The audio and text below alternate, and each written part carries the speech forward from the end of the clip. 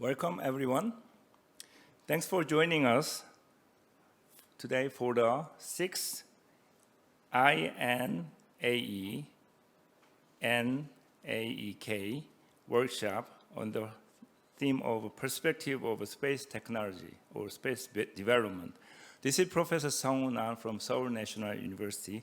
I'm very pleased to host the first session of this workshop. This workshop is co-organized by the National Academy of Engineering of Korea and Indian National Academy of Engineering. Honorable members and two academy-related experts in India as well as Korea are participating in this meeting online. Personally, I think this is a very timely workshop because Korea and India both are putting a lot of efforts on space technology.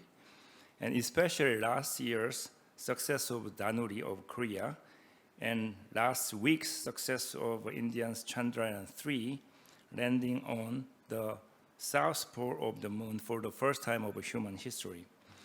We may start by the two leaders of our society. First of all, I would like to introduce President of our side, Dr. Ki-nam Kim, who also served as Chairman of Samsung Advanced Institute of Technology. Now, Dr. Kim will give you the welcome address. Please give him with big applause.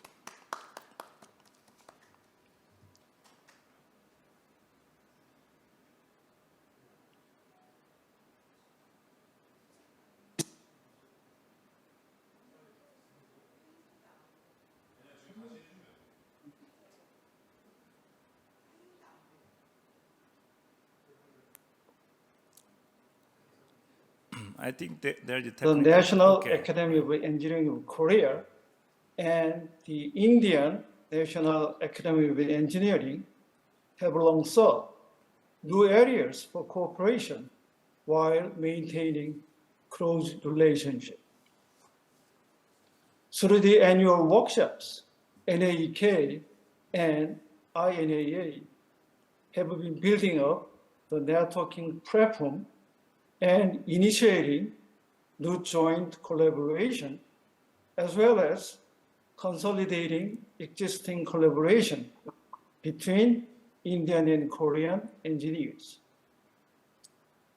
First of all, I would like to congratulate India and ISRO team on your successful Chandrayaan-3 lunar South Pole landing, which is a historic achievement in space technology.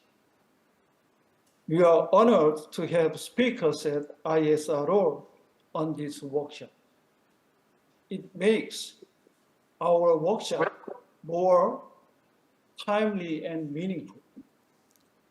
Now, I would like to express my deepest gratitude to INAE for your efforts and dedication to make our collaboration fruitful. Especially, I am grateful to President Indranil Mana for his strong support and leadership. As special strategic partners, our two countries have leveraged our strengths. Indeed, we can see that both the nations have come closer to each other in many aspects. The size of bilateral trade between Korea and India reached the highest ever figure in 2022.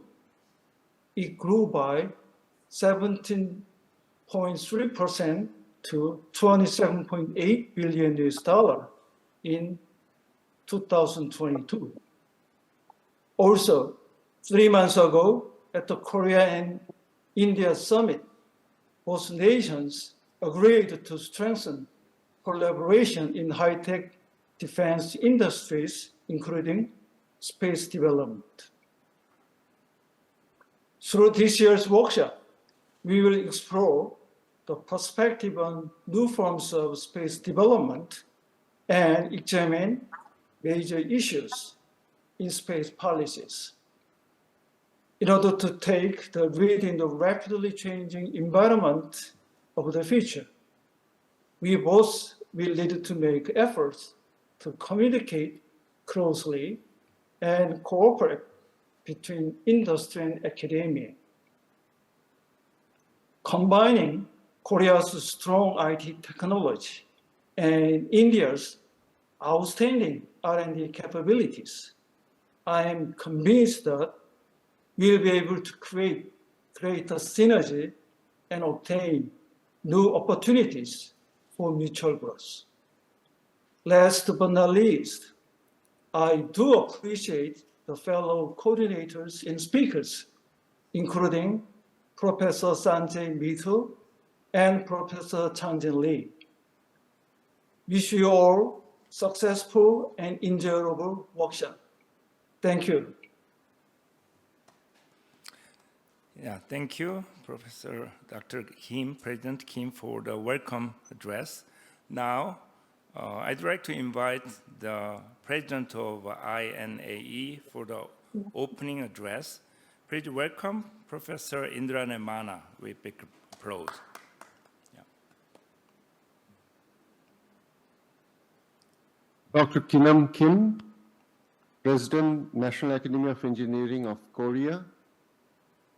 Mr. S. Somnath, Chairman, ISRO, Secretary, Department of Space, Government of India. Dr. Sung Ryol Lee, President, Korean Aerospace Research Institute. Professor Sung Woon An, Seoul National University, Korea. Professor Sanjay Mittal, Aerospace Engineering, IIT Kanpur, India. The eminent speakers who are going to speak in this 6th edition of the Indian National Academy of Engineering and National Academy of Engineering Korea workshop on perspectives on space development, and colleagues and friends from both the countries. Namaskar, good morning and good afternoon to all of you. It is indeed a landmark that India and ISRO has managed to land on the South Pole of the moon very successfully, and the whole world, the scientific community, are very happy about this achievement. It also speaks volume of the commitment of the two academies of India and Korea that we have maintained our bilateral program despite the interruptions caused by the global pandemic. And we are now speaking on this platform and talking about the 6th edition of our joint workshop. We have addressed very many important issues. For example, the last year it was on August 26 and 25 and 26, and we spoke about advanced materials for sustainable development.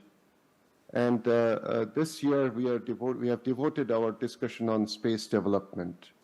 Both the countries are very keen to not only explore but even derive advantages from various space-related initiatives. The two themes chosen are very appropriate and timely: development of satellite and space exploration and policies. The pandemic actually has also taught us to look at the brighter side, or as they say, the glass half filled and not half empty. So we are able to continue our collaboration through this hybrid mode, which certainly is a very successful exercise. And we certainly wish that this kind of an interaction continues until we are able to visit each other like before. From the Indian National Academy of Engineering side, I just would like to remind that we are the only Academy of Engineering in this country, established in 1987, and we have 920 fellows on our roll, elected from within the country, 98 fellows from more than half a dozen different countries in the world, and about 138 young associates elected as young engineers below the age of 35. It is also a very nice coincidence that we have elected a very eminent academician from Korea this year, Professor Yong Seop Kim from POSTECH, as a foreign fellow of this academy, which of course is going to be ratified very soon. We would like to strengthen the ties, as President of INAE-NAEK, Dr. Kim, just mentioned, that we certainly have a lot more to cover in the future days. The trade is growing, collaborations are growing. We have decided to have joint activities or very direct collaboration in the area of space and defense. And I see a great opportunity for the two countries to come closer in areas of science and technology, and in particular in academic interactions. Both the countries have very world-renowned institutions, both in Korea and India. And we have plenty of opportunities where we could have faculty exchange, student exchange, and joint research programs funded by both the countries in reciprocation manner. And we would like to, of course, pursue that through our respective governments. INAE observes 5 annual events, and apart from various other programs, we would like to have more of international presence. I'm also happy to share with you that the Council of Engineering Academies and Technological Sciences, CATES, has 4 different chosen activities, and one of them is on engineering education. And India and USA are co-chairing that, in which the Korean Academy also is a very active partner. So this is how the international collaboration and cooperation should progress and benefit the entire humanity. I'm very happy that this year Professor Sanjay Mittal and Professor Sung Hoon An have taken the lead to create a very nice program. We all are looking forward to listening to the eminent experts who are going to talk about these 2 specific themes on development of satellite and space exploration and policies. We look forward to learning from them what new is emerging, and eventually we'll come out with a joint declaration. So thank you very much for your attention, and wishing you all a very happy and a fruitful interaction during this 2-day workshop. Thank you, and Jai Hind. Thank you, President Mana. So from both of our leaders, welcoming and opening talk, it seems that 2 countries' academy can collaborate much further, not just space technology, but more like a global issues together. So before we start the first session, we're going to have 2 keynote speakers from the leaders of space development. So first speaker of Korea is from India, and Mr. Sridhana Somanas, the president of Indian Space Research Organization. The floor is yours, President Somanas. Please, give us your recent development and success of the stories. Okay, please.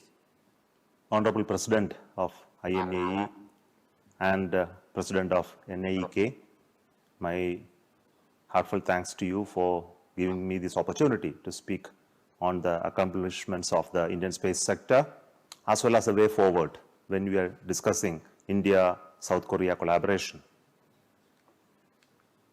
In ISRO, we work with the various verticals, this being a people-centric and application-driven organization with its mandate to serve on various space application profiles. So the application sector remains very important, where we connect with the governments, departments, ministries to serve various needs from the space sector.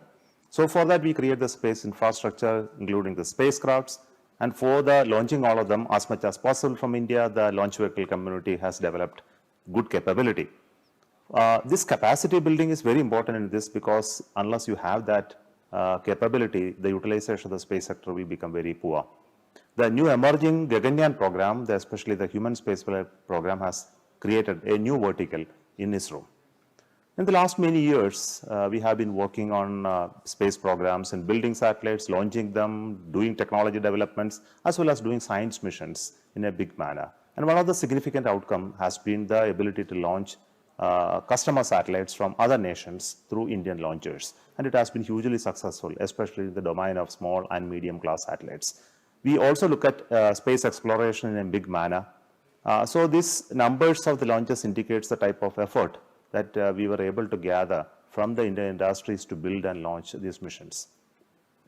The space application vertical continued to remain as very important, especially with the ministries and the departments of the government of India. There are 100 plus ministries are working with us in terms of providing certain services in very key areas, especially in the domain of infrastructure development, the roads and buildings and the infrastructures. Then looking at the natural calamities and disasters, the strategic applications, of course, is very important. All the geospatial applications are currently running on top of the capability of Earth observation that we are able to provide. For remaining dependent on the launches of the government of India and also the Indian people, it is important that we build the required launch capability through continuous improvements over the years. And from the last many years, ISRO has been hugely successful in developing launcher capability and build them in India for large number of launches. The technology elements from this came through collaborative efforts with other nations and also acquisitions. But today, we are able to build them for ourselves from basic engineering. And because of that, we are able to work on future engineering challenges like LOX, methane engine, etc. And we look forward to bring down the cost of access to space substantially while we build huge rockets in the future. Some of the recent missions recently has been a very, very important one as far as the space sector in India is concerned. The commercial launch of the LVM-3 for the OneWeb with 72 satellites, the Chandrayaan-3 launch using LVM-3, the user-funded launches of the PSLV, which is very much commercial, the successful second launch of the SSLV-D2 are very, very important. And we look forward that these missions clearly showcase that India is capable of launching or accomplishing large number of launches in short period of time and with a commercial intent in mind. Currently, ISRO is hosting 53 spacecrafts in various domains, the Earth observation, the communication, navigation, as well as science missions.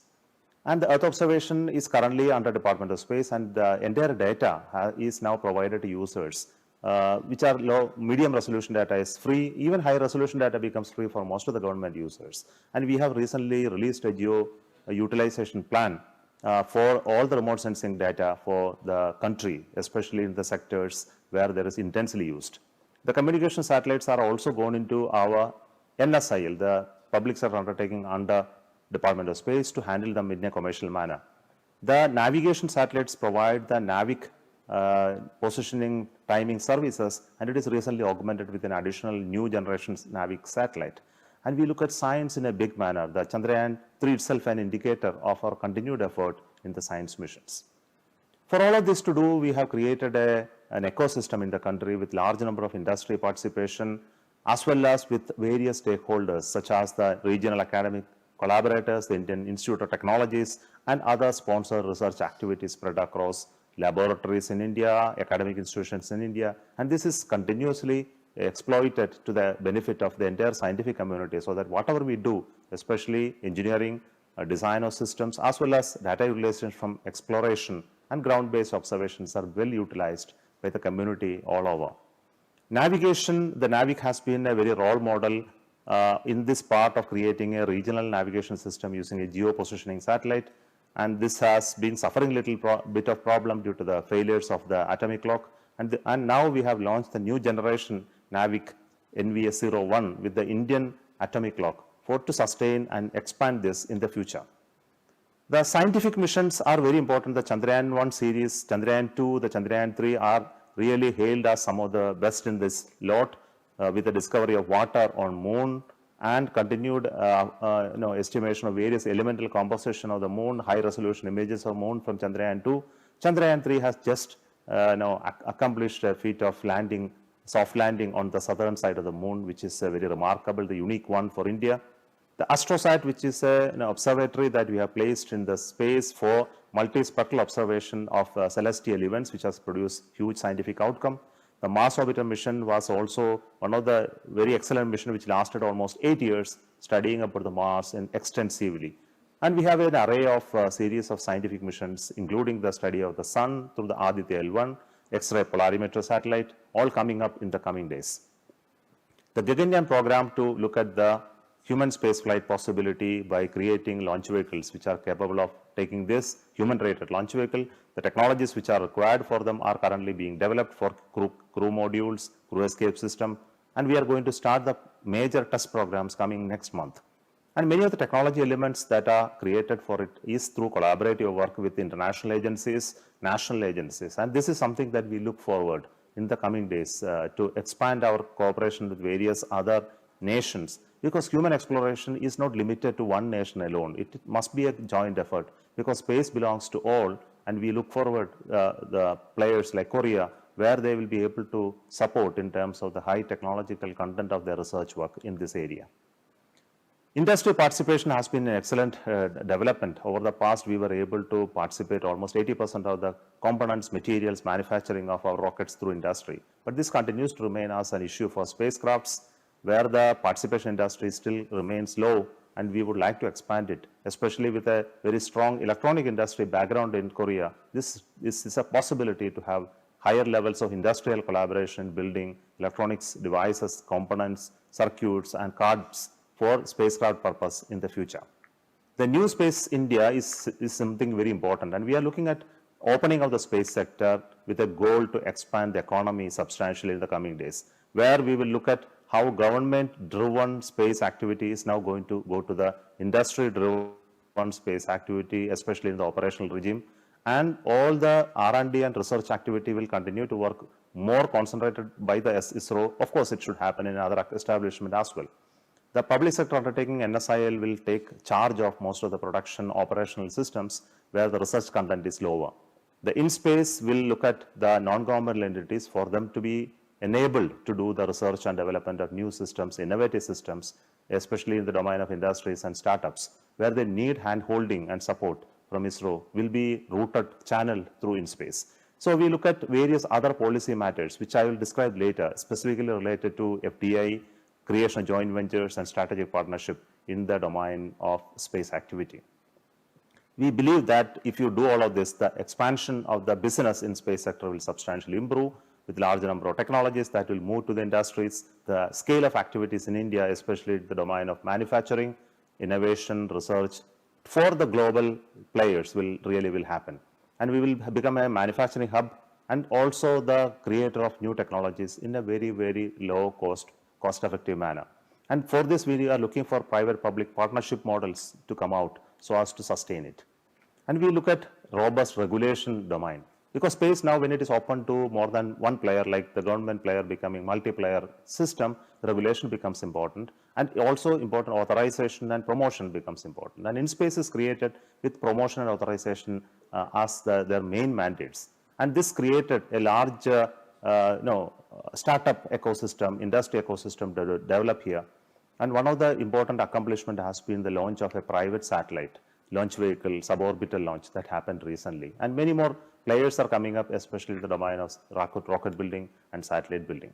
And we look at how the space policy framework can be created. And 2023, we made the first national space policy, and it also looks at various elements of this policy, which describes how we will enable the roles of each of those arms of Department of Space to make it happen. And it contains various elements: access the space data, enabling provisions for private players to come into this, authorization, and also the government's responsibility as far as space activities are concerned.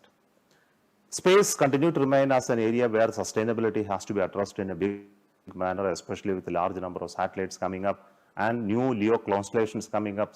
And we would like to look at the sustainability, the debris issue, and how to remain greener in space, especially with the rockets and also with spacecrafts, which should not clutter and damage our future exploration.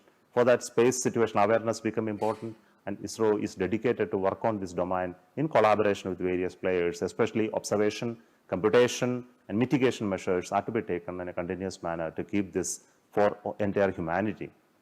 We have been offloading the production of most of our capability to the industries, and industries have come forward taking great interest in the recent times. It only shows that the possibility of doing business in new sectors like building rockets and launches originally done by ISRO can be done totally with full responsibility transfer to the industry, with of course ISRO's technological backing from that for those endeavors. And this is a very important change. And it's always an important change, which I mentioned earlier, the new players coming up.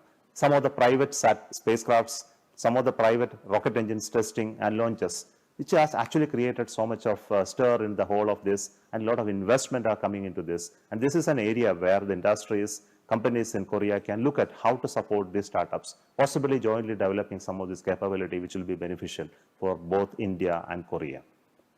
We are looking at developing newer models of rocket building, especially the reusable rockets, bringing down the cost of production, new manufacturing and processes, the funding mechanisms, and also building spacecrafts which are publicly funded so as to generate more revenue out of such models. So both building rockets as well as satellite building could move away from the government-owned operations to a joint missions or public-private partnership models where industry can become stakeholders and they can market the potential for potential customers in the future. We also concentrate on research and development in many areas like the materials development, the technology development, and also the operational system making, including various elements for Gaganyaan exploration, new topics like docking, new topic like refueling, robotic activities in space. Of course, air breathing and reusability becomes very important in the future. So many such technology elements are currently getting developed, and we would also look at how these technology elements can be developed in private sector as well. Our target is in the next 25 years. Our Honorable Prime Minister described it as the Amrit Kal. We should be able to substantially increase the numbers like this. The scale of the economy should grow to a substantial number. The launch rates should improve. The share of the private companies should significantly improve. And we will also look at how top global space companies, especially in the domain of service sector, also ground infrastructure and operational services can be created in India with the support of the currently enabled space ecosystem in India.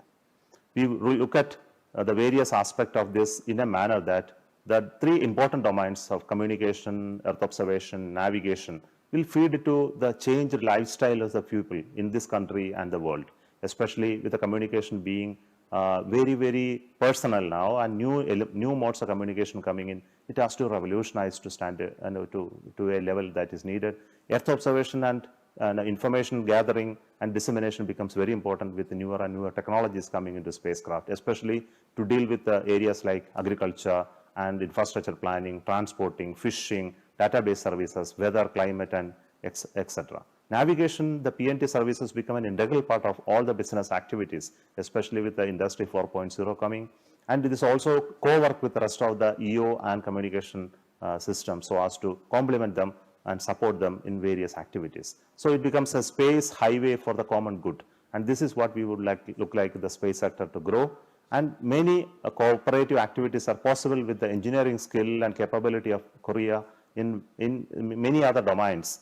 And we find that the earlier work that you did in building satellites, the joint launches that we did between ISRO and Korea, all will pave way for the future collaboration of making them together for the common good of both the nations. Thank you so much for this opportunity. Okay. Thank you very much for your insightful speech and sharing us with the great vision of Indian space development. Now let's move on to the Korea side leader, Dr. Sang-Yul Lee, the president of Korea Aerospace Research Institute. His title is National Space Program of Korea. Please welcome Dr. Lee with big applause. Please.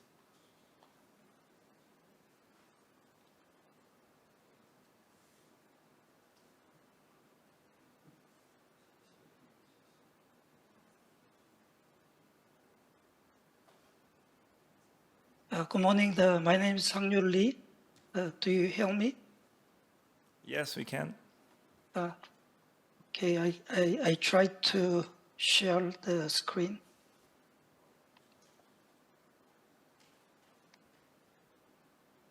Okay. Okay, my name is Sang-Yul Lee. I'm the president of KARI. Thank you for the INAE and the NAEK president, and thank you for Dr. Somanas for the complete presentation of the ISRO and the Indian space activities.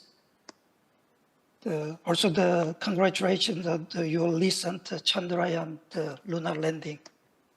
I prepared the Korea's the national space program. It will cover about the 30 years of our achievement.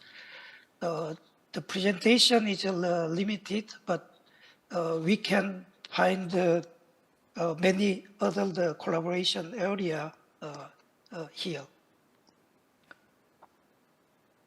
I will present at first with the KARI activities because KARI played the major role in Korean national space development. Our national space governance is at the top level. There is a National Space Council. It will be chaired by the national president. Before it was at the prime minister level, and it will be escalated. Our major ministry will be MSIT, and KARI will play the major role as the government-funded institute. The KARI, the employees about the 1,100, about the 80% is the engineer and the technician. And our annual budget will be about the 500 million US dollar. We have 6 major functions: the aeronautics, satellite, space launch vehicle, space exploration, and the utilization of satellite information and satellite navigation. We have, I think, quite a common area with the Indian Space Research Organization. And again, I think we can find that many collaboration area.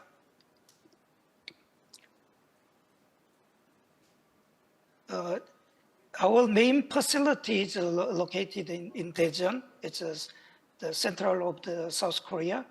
At Daejeon, we have a satellite test center, also the ground station, and also the aeronautical full-scale airframe test facility and wind tunnel test center, things like that. Recently, we established the Korea Deep Space Antenna, and our narrow space center. We have our launch site, also the mission operations center and tracking radar, and the Gong area, we have another aviation center, and the Jeju Island, we have the satellite operations center and the tracking center. Also, we have a global ground network to do our satellite operation more efficient way. We have some facility in the German Neustrelitz and Antarctic area, Svalbard, and the Palau Station and Wino Island. KARI's R&D achievement is mainly the 3 domain. First, the space launch vehicle, and then satellite and the aeronautics. I have the summary slide in page 11, if you can see. That is our achievement. For the launch vehicle, our first launch vehicle was developed in collaboration with Russia. It was called the KSLV-1, or the narrow launch vehicle. It was launched 3 times, and the January 2013 was a success. But since the March 2010, we tried to develop the KSLV-2 Nuri.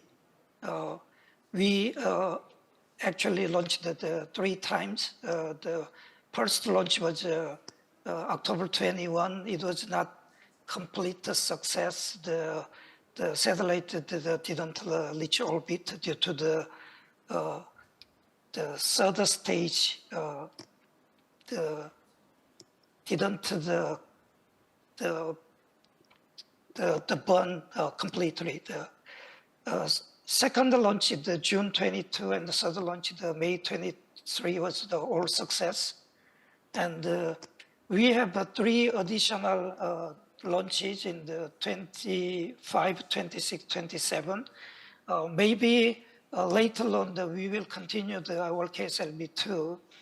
But this year we started to develop our next generation, the KSLV3 launch vehicle, which will send our Korean lunar lander. It's much behind than the Indian plan, but it's about 2032 we will send our lunar lander using our next generation launch vehicle.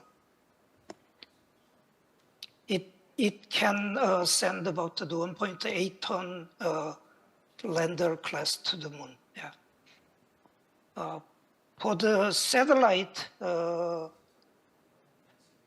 case, we developed many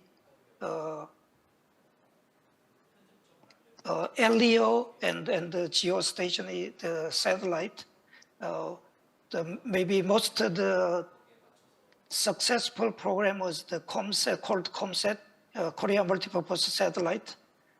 We launched the 5 of the COMSAT up to now, the starting COMSAT on December 99, and the COMSAT to the June 2006. Both the COMSAT 1 and COMSAT 2 completed the mission, but now the 3, 5 and 3A are still in orbit. Usually it operates more than 2 times or 3 times than the originally planned mission life. We developed also the 500 kilogram class standard platform to transfer the technology to Korean industry. For the geostationary satellite, our first satellite, the COMS, was launched June 2010. But under Kari's responsibility, we developed the GeoComSat 2A and the 2B successfully. And in particular, the GeoComSat 2A, I remember it was launched in December 2018 together with the Indian GSAT-11. I think we launched it, our satellite using Ariane 5 in 2018. Also, that was for meteorological mission, but we can also do the East Asia, the environmental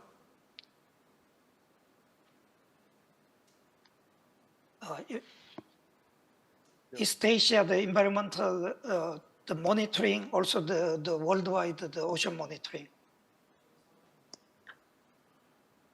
Our under development satellite is the GeoComSat 3, which is supposed to be launched the 2027, but it's not shown here, but we can also launch KPS the 2027, same year, but it's a different the platform. So the COMSAT 6, COMSAT 7, Earth observation, high resolution satellite will be launched the next year, the end of 2025. We started to develop our Korean positioning system. This is also the regional satellite navigation system, similar to the Indian program. We will use the 5 IGSO satellites and the 3 GEO satellites, in total 8 satellites. And the first satellite to be launched in 2027, and it will be completed by 2035. It will be the GPS compatible, but we will have also our own navigation signal in the S-band and the L6 band. Next slide, please. We are doing also the satellite-based augmentation system, KASS. that is using the GPS signal. It will be completed this year. Maybe the starting service is 2024 or 2025. So we will establish the Korea's integrated the space-based augmentation system infrastructure. We complete our reference station, operation center, uplink station, and the geo satellite. We will have the one geo satellite, and the second geo satellite will be prepared in 2025, and the system qualification review will be done this November. So it's almost done. Next, please.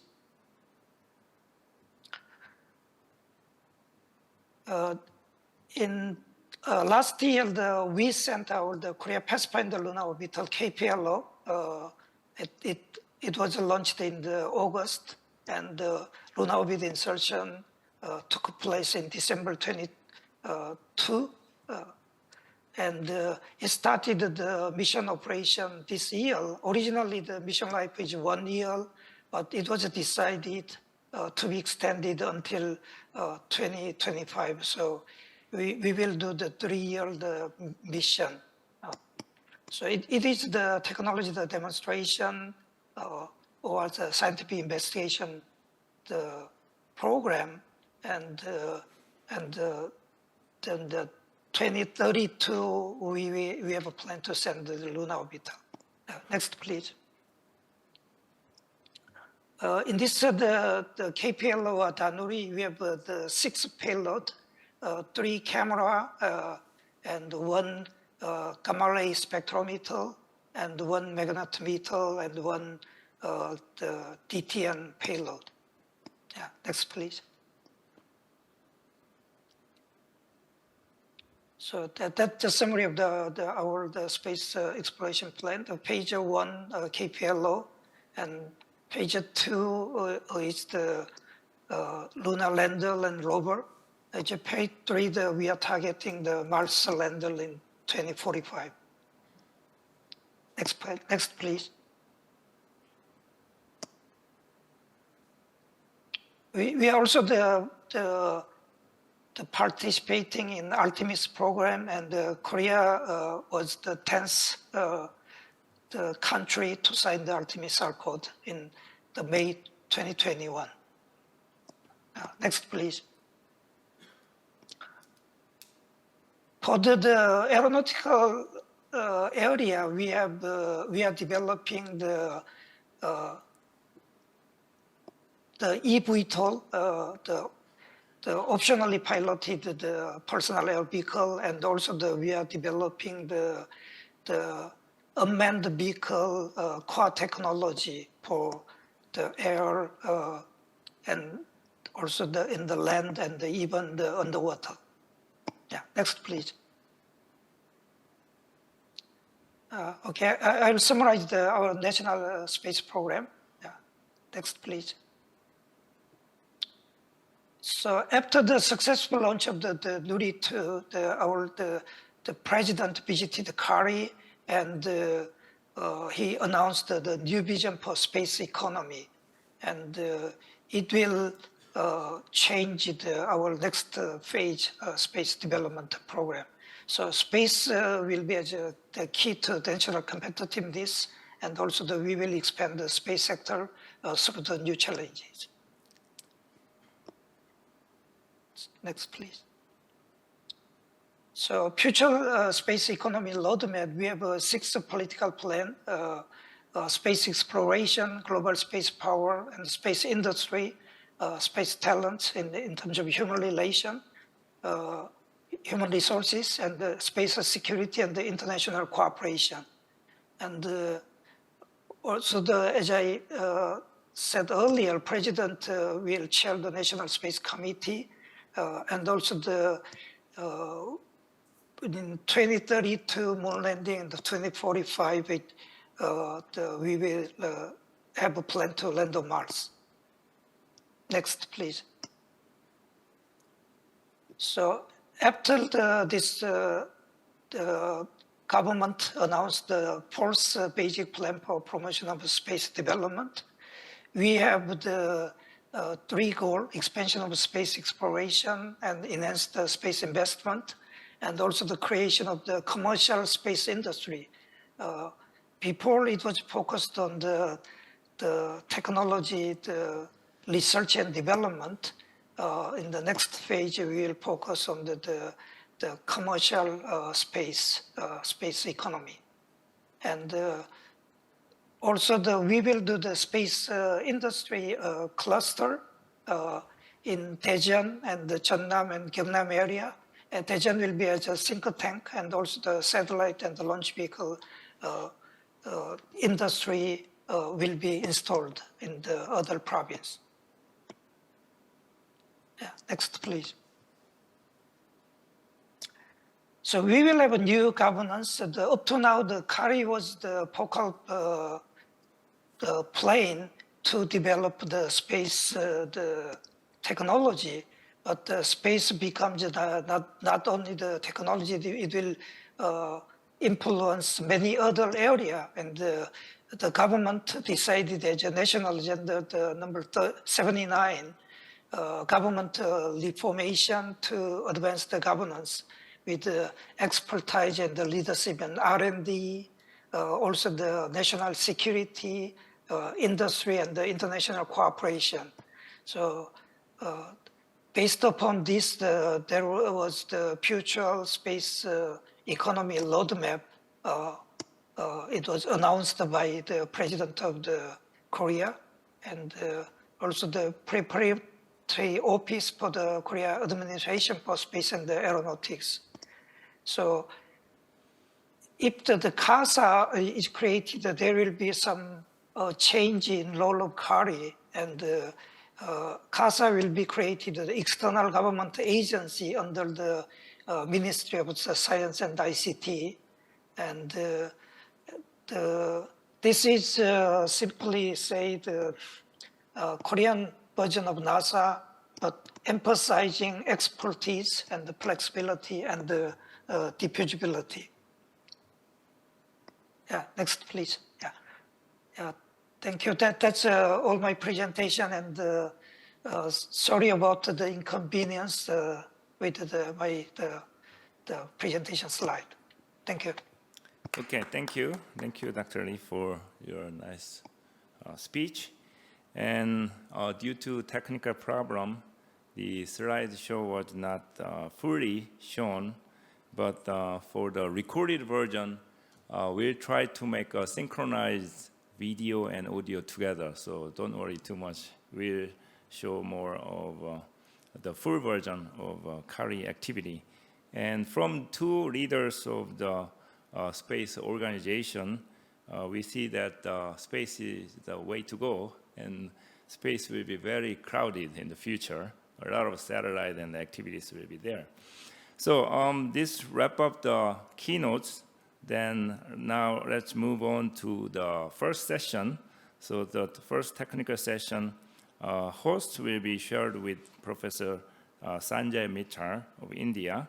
So let me introduce Professor Sanjay Mittal, and then he will continue and we'll share the host together. Please, Professor Sanjay Mittal. Thank you very much. Good morning and good afternoon to everyone. It's a pleasure to be here. I work at the Indian Institute of Technology, Kanpur, in the Aerospace Engineering Department. Before we start the session, I would like to let you know that in the following sessions, we'll be able to take up some questions. But since the time is limited, the request is to leave the questions in the chat, and we'll take up some of the questions and let the speakers know. I also request that while making the presentations, the presenters may kindly turn the camera on so that the audience can see them. And you may kindly mute your microphone when you're not speaking. So maybe I now request the co-chair to introduce our next speaker for the session. Okay, thank you, Professor Mitchell. So now the first speaker is Dr. Day1 Kim, the Director of the Lunar Exploration Project of Korea Aerospace Research Institute.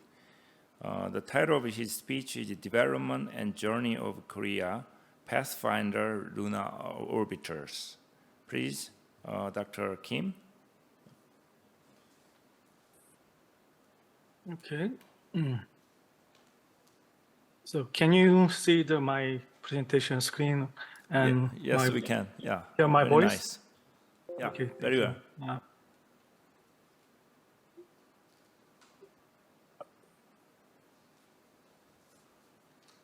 Okay. Thank you, Chairman. And good morning and good afternoon, everyone. So my name is Day1 Kim. Firstly, I would like to congratulate you all on the successful landing of Chandrayaan-3 on the south pole of the moon. Actually, I was watching the landing scene on that day using the internet broadcast.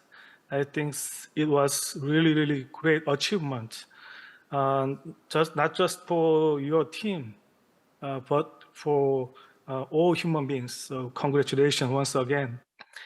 The title of my presentation is Development and Journey of our Korea Pathfinder Lunar Orbiter. I'm so honored to have this opportunity to share my presentation with you in this session today. I'm gonna briefly introduce overview our KPLO so that you can understand how we develop the KPLO and how we send it to the moon and what it's doing on the moon now. So I hope this time will be of service for you to understand our KPLO in more detail. As Dr. Lee he mentioned already in his presentations, Korean government officially announced the promotion of Korea space development. According to its roadmap and basic plan, our space exploration has 3 steps. The first one is first page is Lunar Orbiter in 2022. It is KPLO. And the next one is the Korean Lunar Lander by 2032. And the third is Mars Lander by 2045. So the KPLO is the first exploration steps in Korea to enhance the lunar exploration technology and scientific investigation. KPLO stands for the Korea Pathfinder Lunar Orbiter. Its Korean name is DANRI. As I mentioned earlier, it's Korea's first space exploration mission. The development period was from 2016 to March of this year, and its mission orbit is lunar polar orbit with 100-kilometer altitude from the moon surface. Its launch date was August 5th, 2022. Its initial mission life is 1 year, but recently we extended the mission life for 2 more years, thanks to some remaining fuel. And it has a total of 6 payloads. Their mission objective is to demonstration and scientific investigation for the moon, not only for the moon, but also deep space exploration. In this slide, you can see the KPL configurations. The left one is stored case, and right one is deployed case. The total launch mass is 678 kilogram, and each fuel is 260 kilogram. In ground conditions, the KPL is stored in wrapped case, so the dimension is almost 2 meters for all 3 axes. But after separation from the launch vehicle, the 3 components of the satellites are deployed like this. First one is solar array, and second is magnet boom, and last one is high gain antenna. So its dimension is extended up to 6 meters along the solar array axis and 3 meters for the other two axes.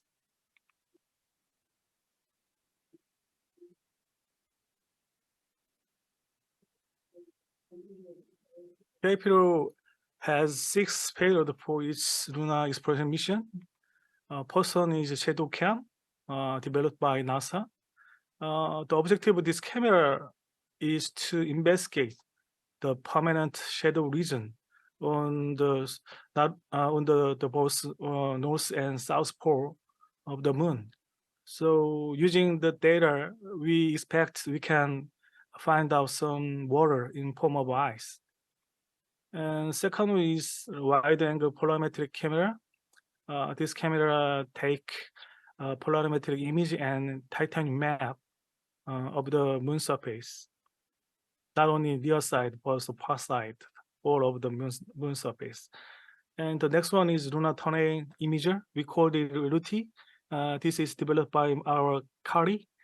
It takes high resolution lunar surface image. Using this data, so we will find out our possible landing site for our next Korean lunar lander project.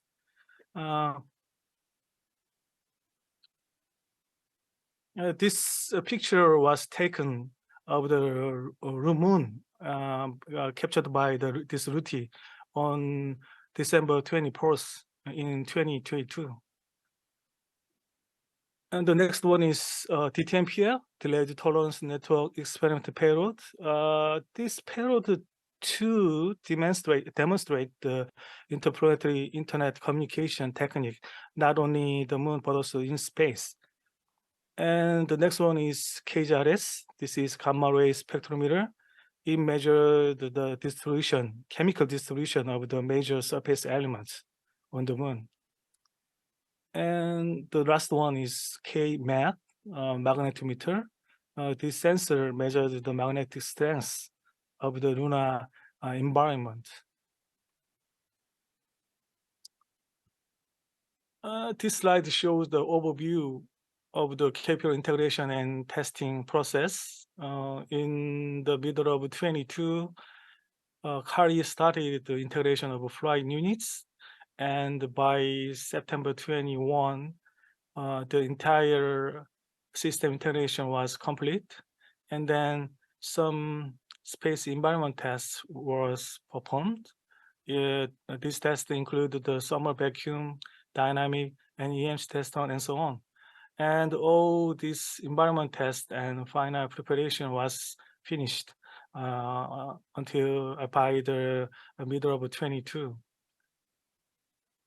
All the integration and testing activities were conducted at this Kari specialized satellite integration and test facility, just as with our other satellite programs.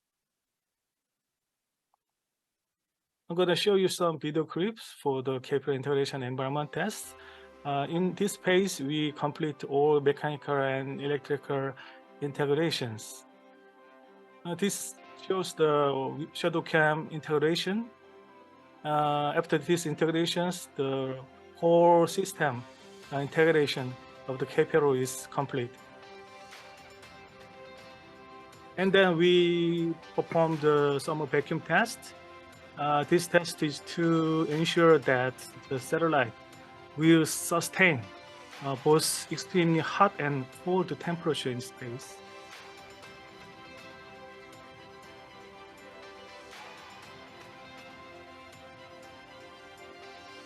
And measuring the final system mass property.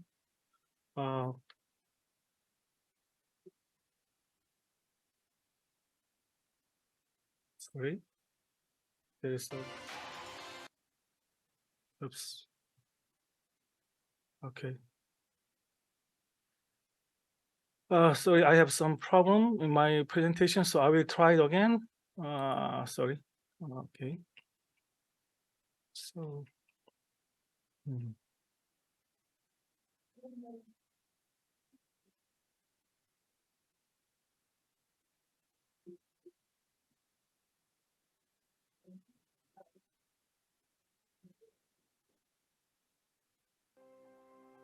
Okay.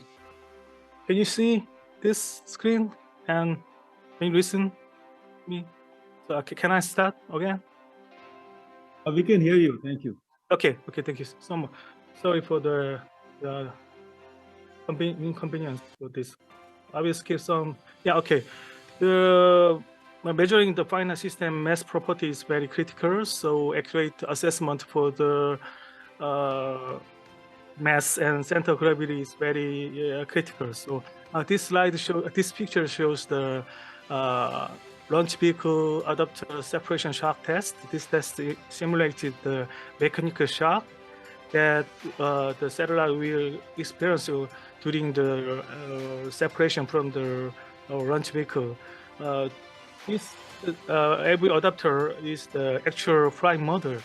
It used in our KPO launch case.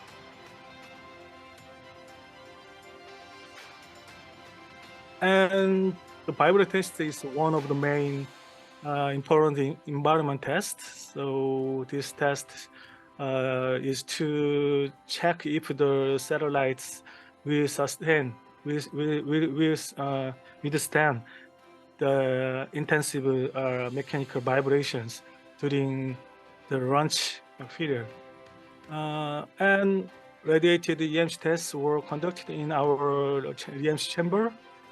The objective of this test is to check out the electric component of the whole system don't have any interference with each other's operations. And also there is no degradation of whole system performance.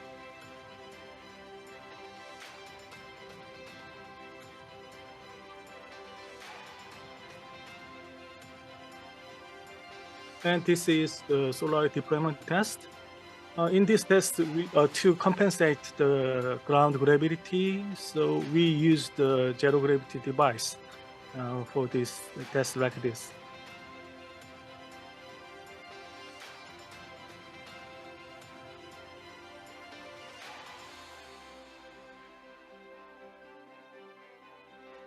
After all the environment tests, the KPO, the final preparation at Kari was complete in the middle of 22. And the continuous communication with the KPO in the space and moon, we need at least 3 deep space antennas. So we developed the Korean deep space antenna at Yeoju in South Korea. And also we using 3 NASA deep space networks antenna in Goldstone and Madrid and Canberra. These 3 NASA DSN antenna will support KPO communication until the end of each mission. And this slide shows the KDSA development process. The main reflector dimension is almost 35 meters in diameter, and its height is 45 meters from the ground. This deep space antenna supports the S-band and X-band up and down link frequency band like this. This is the first and largest deep space antenna in South Korea. So I think you can guess how big it is by this picture.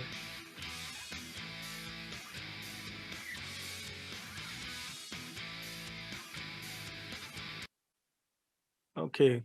After final preparation at Kari, we transport our KPO to the launch site at Cape Canaveral Space Force Station in Florida. We started our launch campaign from July 6, 2022 until the date of launch. During this launch campaign, all ground preparations were conducted not only for the KPO but also the launch vehicle. In this launch campaign, we first transport our KPO to the launch site, and then we performed all ground inspection and test to prepare the launch. And also, you can see the every logo printed in on the pairing surface, and we finalized the ground preparations before launch after integrating this satellite capital with this LV adapter. Actually, this LV adapter is the same one that used in our LV separation test at CARI. After that, the capital was encapsulated with the LV pairings, and the all aspects of launch campaigns are completed after this capital launch. And in this slide, I will discuss the capital transport method from the Earth to the Moon. In the beginning of our design phase, we first selected paging loop method to transfer capital to the Moon. But at the times, we encountered a pure inefficiency issue due to capital being overweight. So to mitigate the fuel problem, we changed our transfer method from the paging loop to the BLT method. BLT stands for the ballistic lunar transfer. This method is not easy to design, and also it takes much longer to reach the Moon, but it allows us to save some fuel. So this picture illustrates the 40 different BLT trajectories for different departure dates. The departure date is selectable between August 1st to September 9th, but the allowed date at the Moon is fixed on 12/16 and December 16, like this. So the capital fly to the Earth, Sun, then it returned to the Moon and Earth, and in the middle of December, it reached the Moon, and finally it entered its lunar orbit mission at the end of the December. So our capital launched on August 5th, and finally it entered the lunar mission orbit on December 27th, taking almost 5 months. So from this slide, I will explain some a major event that occurred during this BLT trajectory. On August 5th, the capital was successfully launched from the SLC-40 launch pad.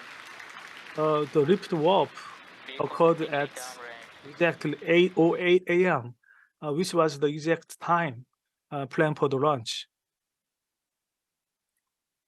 And after 41 minutes, the capital was separated from the launch vehicle.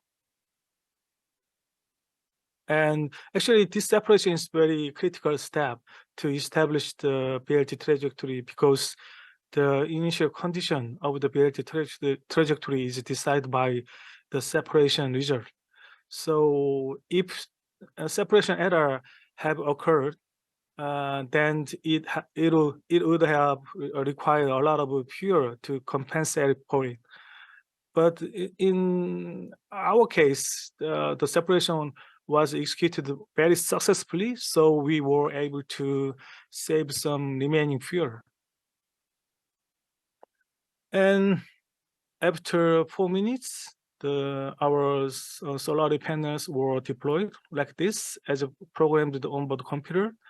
From this time on, the KPL began generating electric power from the sunlight.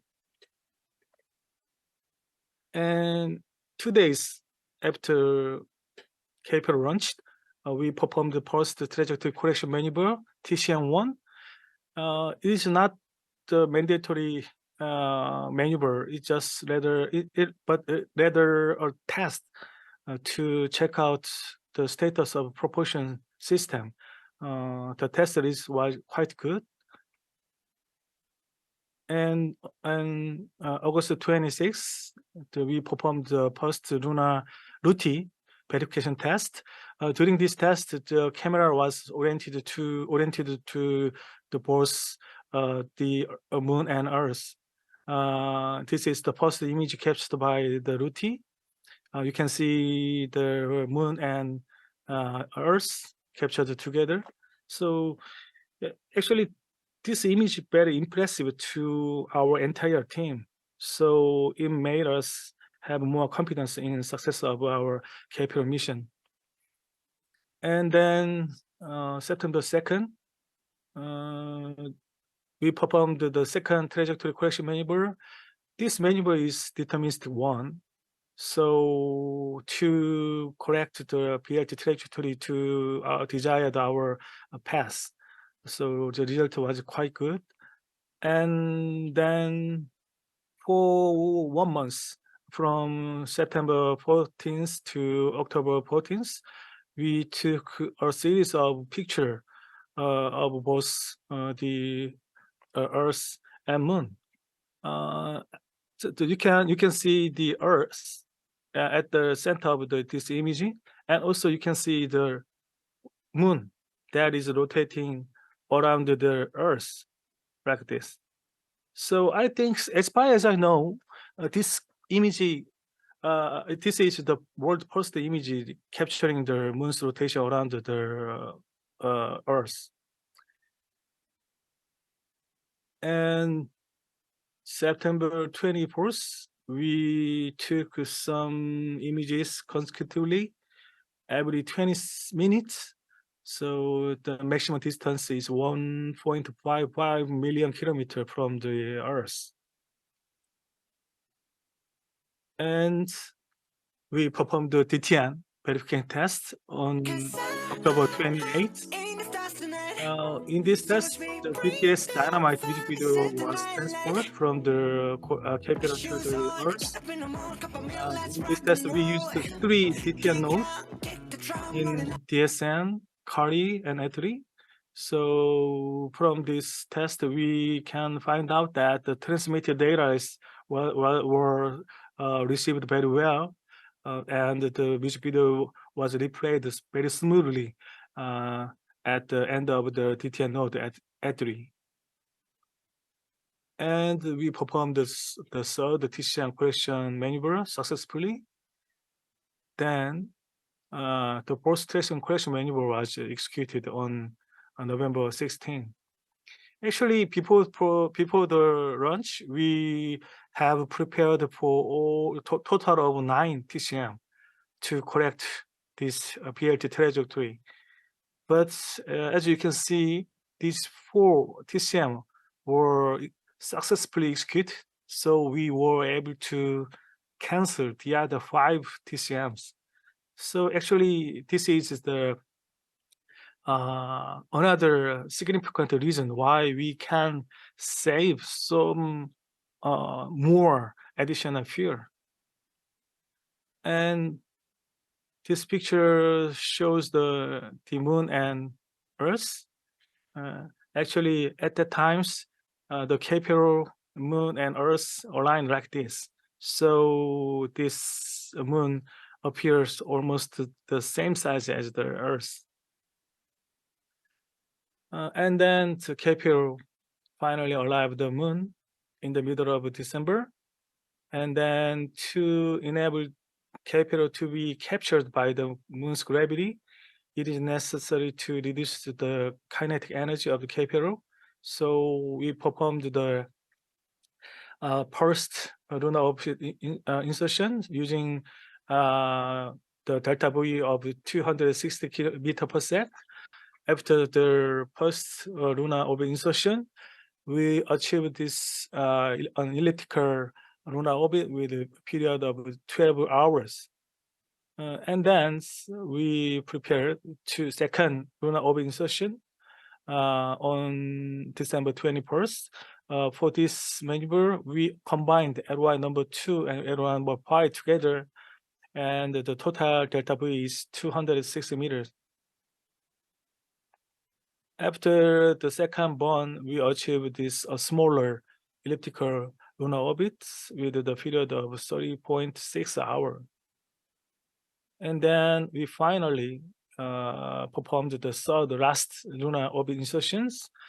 For this maneuver, we combined the LY number 4 and LY number 5 together, and the delta V was 248 meter per second.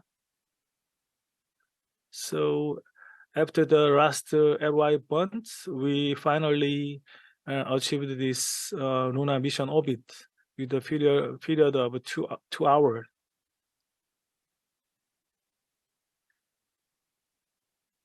And this slide shows the Earth and Moon captured by the RUTI on December 24th, sorry.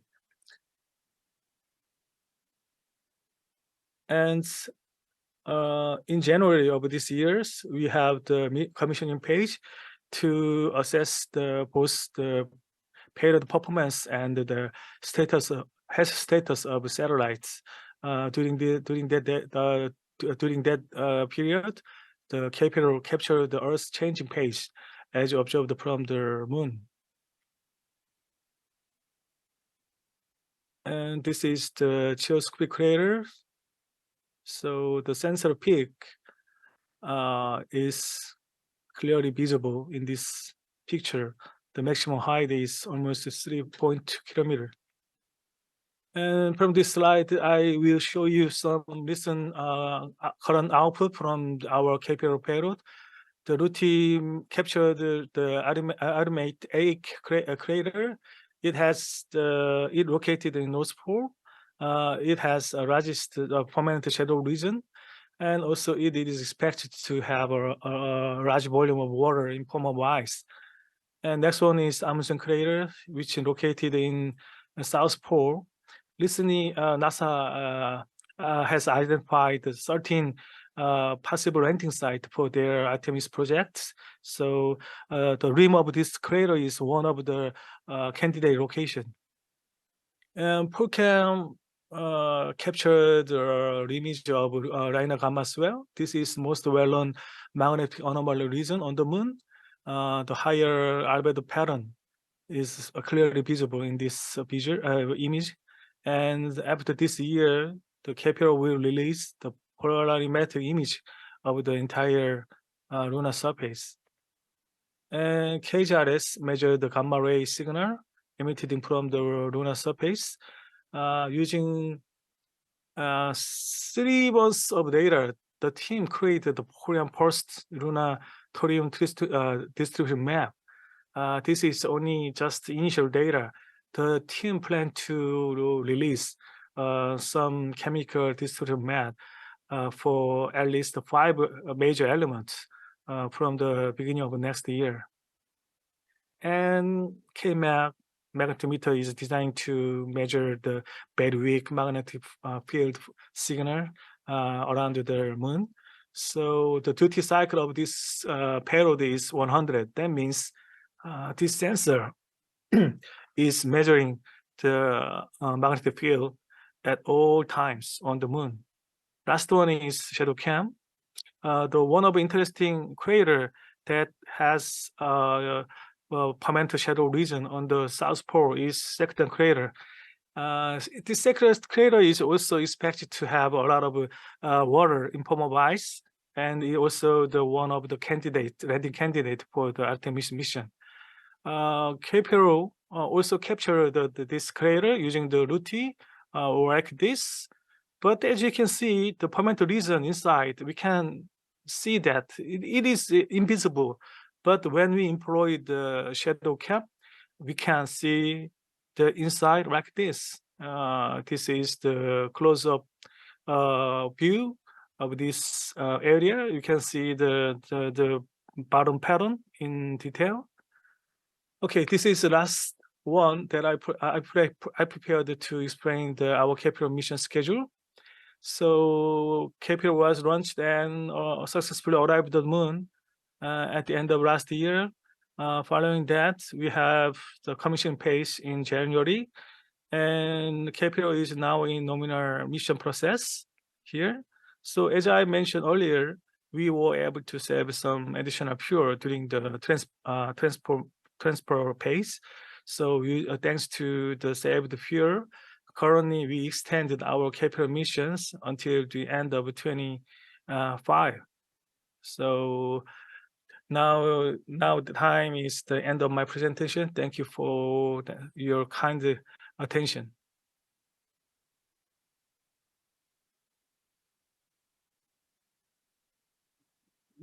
Thank you very much, Professor Kim, for this wonderful lecture. We learned a lot about the development of the Lunar Pathfinder program, and it was also very educational. Your videos for students on the different phases of the program. So thank you very much for that. You're welcome. We now move on to the next talk of the session, and I have great pleasure in inviting Professor Debashish Ghosh. He's a professor in the Department of Aerospace Engineering at the Indian Institute of Science, Bangalore, which is one of the premier institutes in our country. His area of interest is generally guidance and control of aerospace systems. He's one of the leading experts from the academia in this area. And the title of his talk is going to be Small Satellite Development in India, Challenges and Opportunity. So would you please welcome Professor Ghosh with a big round of applause.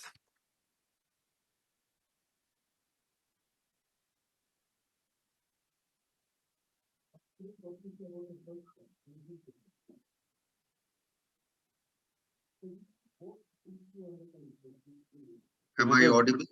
Yeah, you are audible, and kindly share your screen if you can, please. Yes.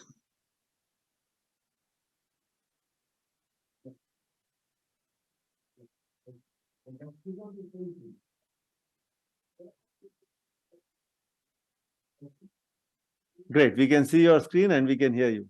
Thank you. Thank you, Sanjay, and thank you, INAE and NAEK for inviting me to this session. It's a pleasure to be a speaker in this very august gathering. Before I start, I would like to mention that my association with Korea goes back long way down. It's more than 25 years when I first visited Korea. I visited various universities there, lectured, and so on. So I have very good friends in Korea, and I'm very well aware of the great achievements that the Korean scientists and educators have made in the area of science and technology. So today it's my pleasure to talk about the development of small satellites in this in India. So essentially, the recent Chandrayaan-3's amazing success story has put India back in the space map where everyone is talking about what has happened in India and how the ISRO could achieve something so stupendous. The story of what ISRO did goes back many years. And the basis of all this is the amazing science and technology that took place in the space arena in our country. There have been many offshoots of all this, and that is what my talk is going to be. So just a few minutes ago, at the beginning of this session, you listened to Mr. Somnath, the chairman of ISRO, about the development period of ISRO and how it went through various failures and successes and then came to a point where it can now hold its own. So the early developments in the ISRO, I will not go into details of that. So there were satellite launches during the 60s and 2000, between 60 and 2000, by ISRO, by others who launched Indian satellites for them.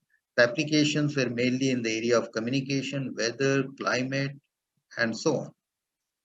During that time, the Indian academia played a very important supporting role for ISRO activities. In fact, I cannot help but mention that one of the institutes that played a major role in what happened in ISRO and its programs was the Indian Institute of Science, from where I come. and also specifically the Department of Aerospace Engineering. There have been many visionary leaders in ISRO who have done wonderful work, but one person among them stands out, that is Satish Dhawan, whom you can see in a picture there, who was actually the director of ISC from 62 to 81. And while he was a director, he also took over the job of the ISRO chairman from 72 to 84. And during this time, many programs were initiated, many successes were achieved.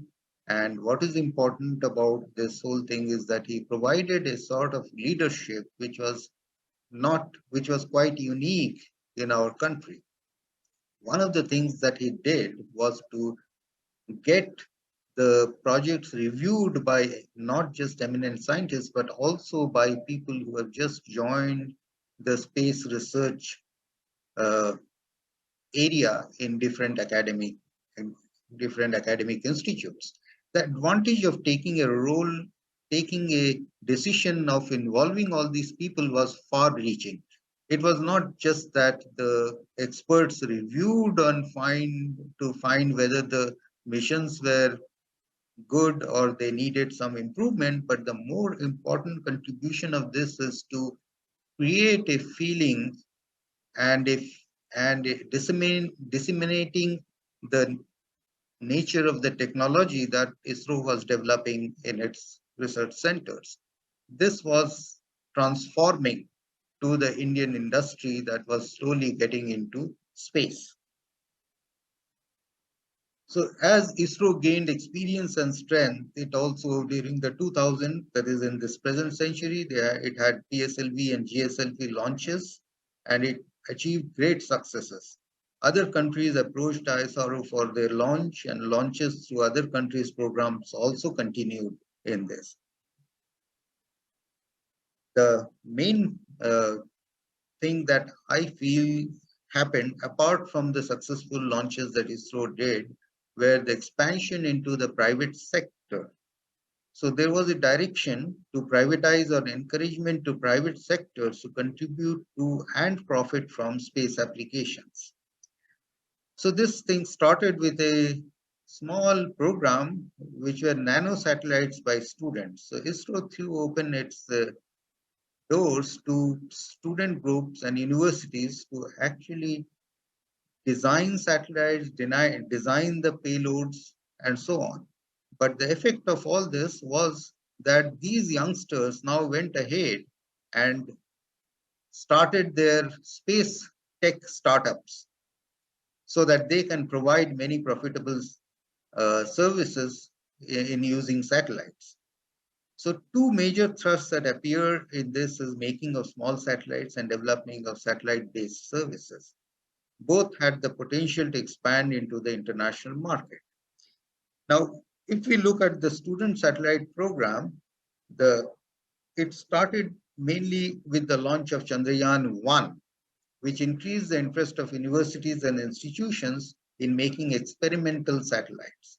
ISRO played a mentoring role in encouraging these educational institutes and helped them to create payloads that could be used for remote sensing, astronomy, and so on.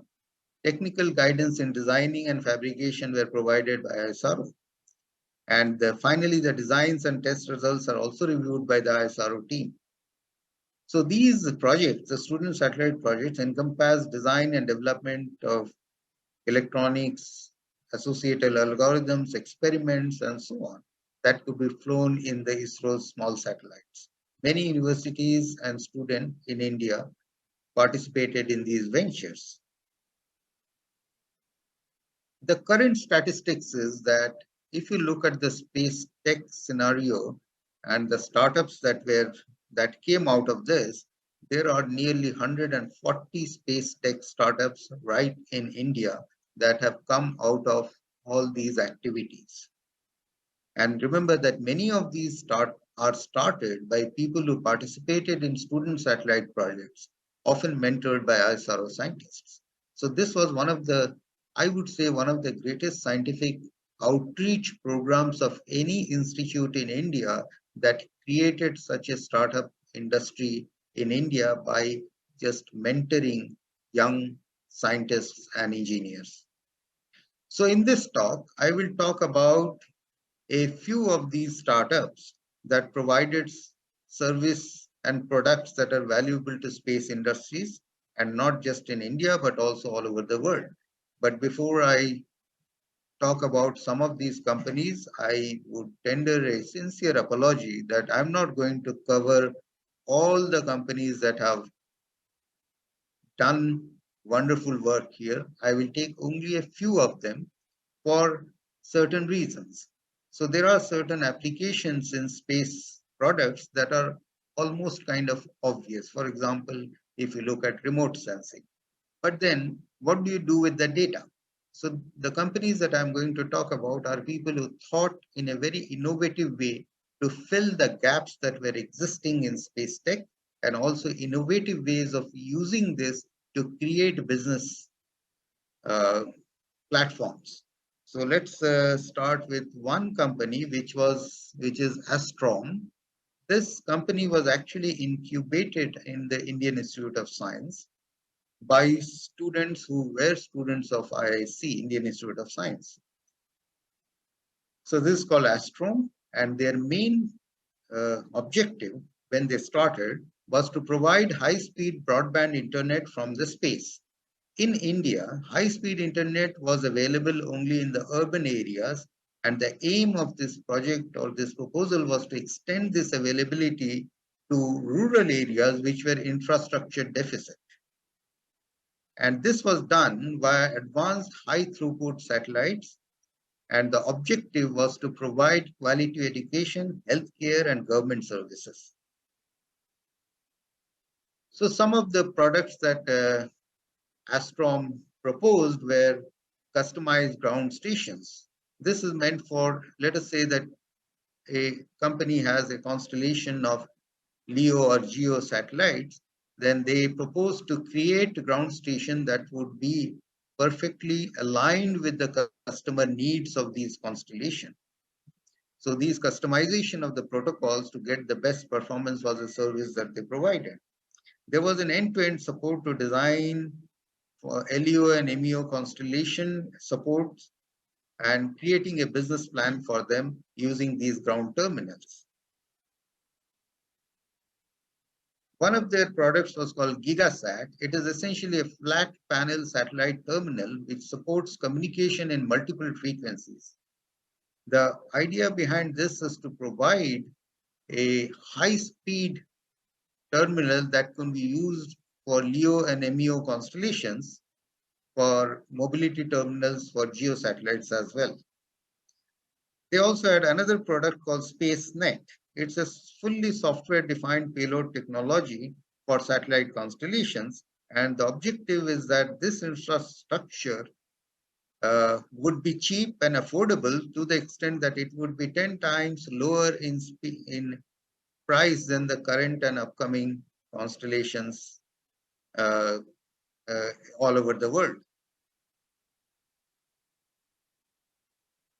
The second company that I want to talk about is called SatSure. This is a company in Bangalore, and they do something very, very interesting indeed.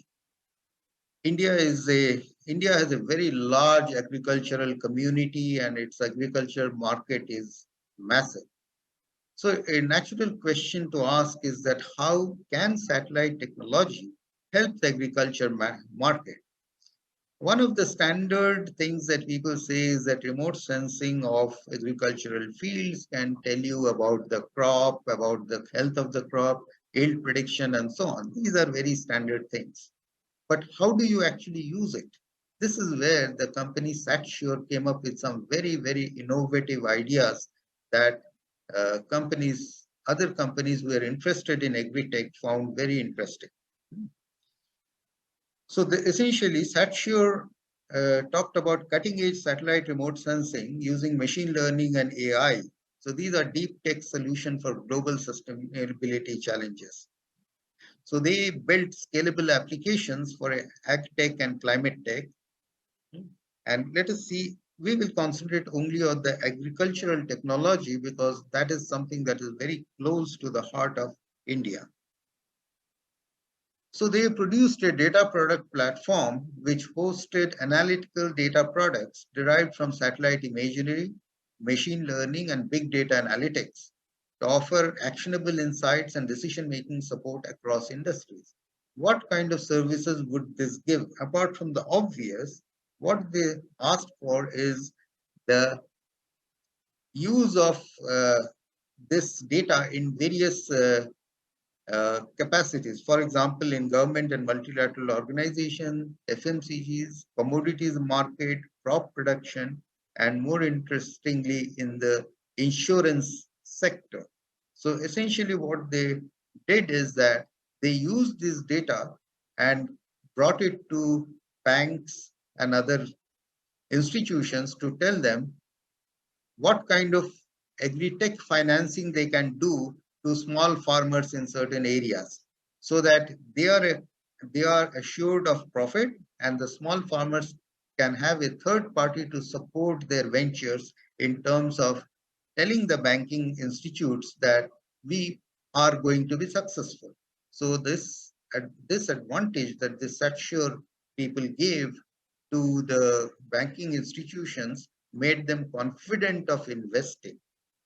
The insurance sector is also benefiting from their input because they would know what kind of risks are they running in supporting farmers through insurance, and whether there are the places where the insured farmer risk is less or more. So these are very important inputs that do not come from the farmer, but they come from a third party and can be very reassuring to banks. So there are a lot of banks who are now approaching this company to tell them where to invest, what kind of insurances they can take out, and so on.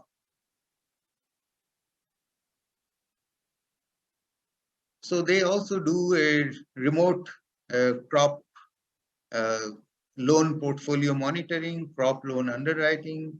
Then there is a Sage application which looks at the insights. They give you insights about the crop loan and how to increase your work there, how to increase your profitability, and so on.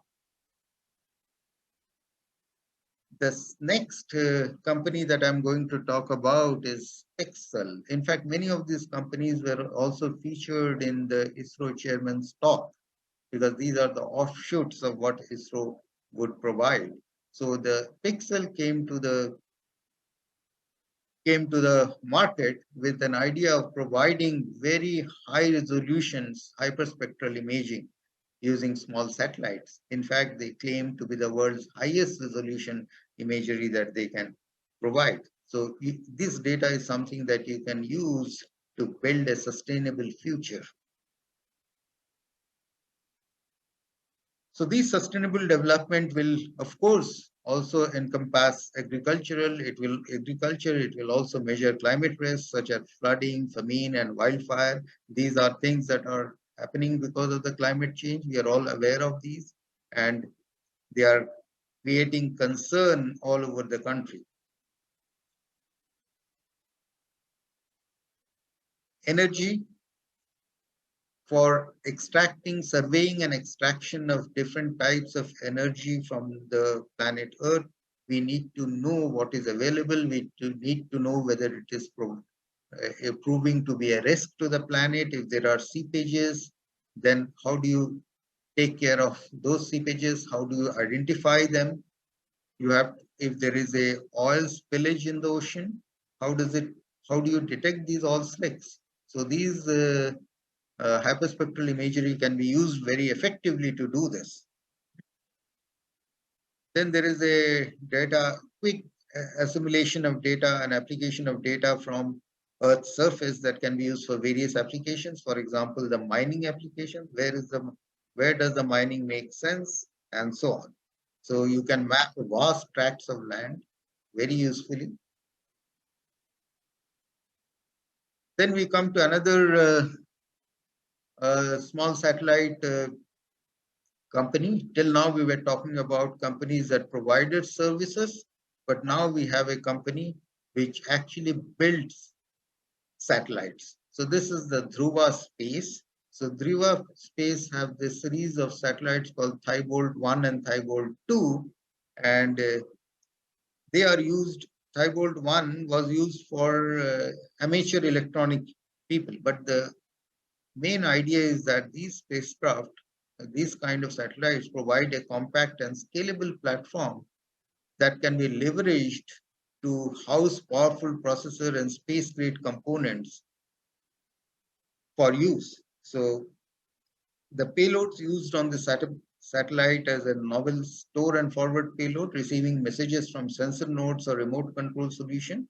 It also stores the messages on board and then downlinks them. So this is a platform where nowadays people have understood that the bandwidth is a very important thing, because the data that satellites actually collect in space are of such huge volume that downloading them within the short time when the ground station is seeing the satellite is almost next to impossible. So people have now started talking about using what are known as edge computing, that is computing on the edge.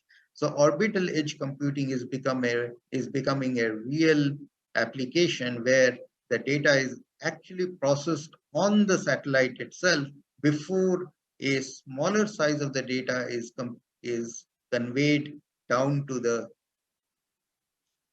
ground station. So this is the reason why high-speed processors in small satellites make a lot of sense.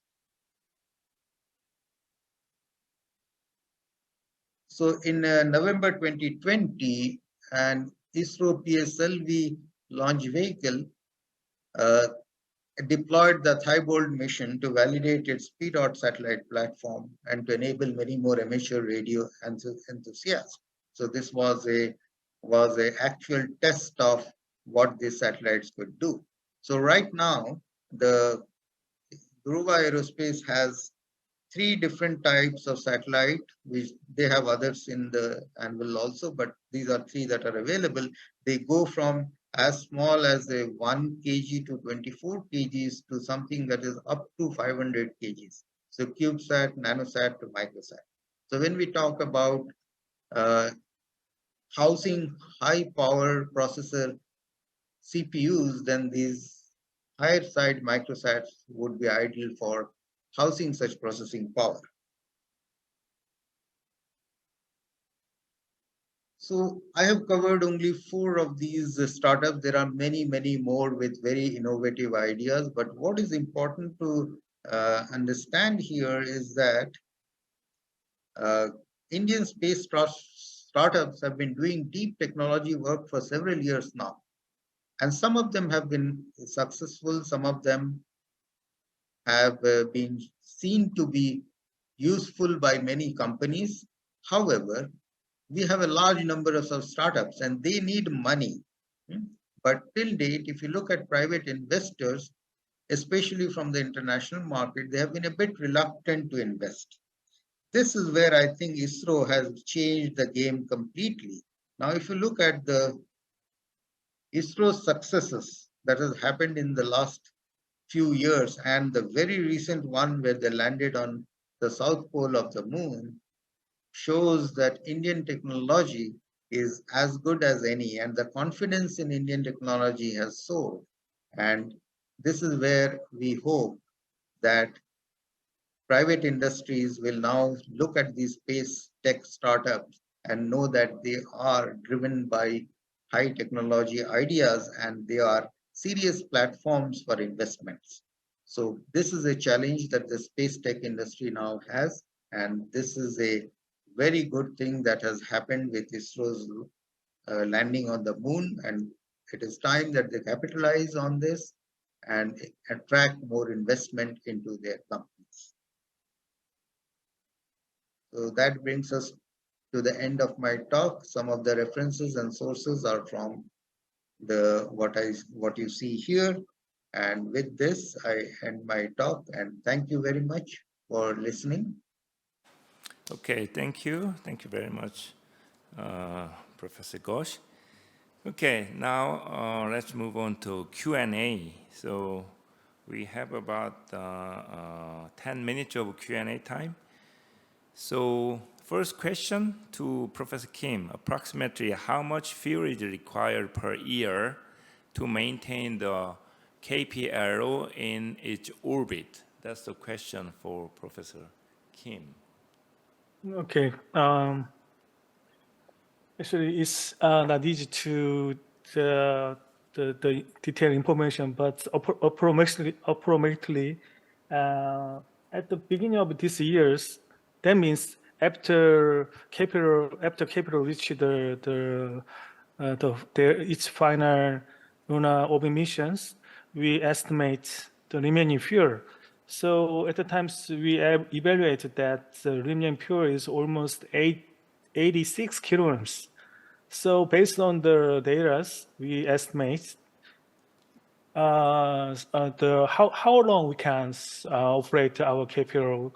So, but we at the times we don't have enough time, enough information, because at the beginning of the years we need to some more information. So how much we need to sustain our capital for 1 year, because we have planned before launch how much will be used on our orbit maintenance or momentum dumping and pre-maneuver, but it's just guess. But we need the actual number of fuel that used in our maneuver.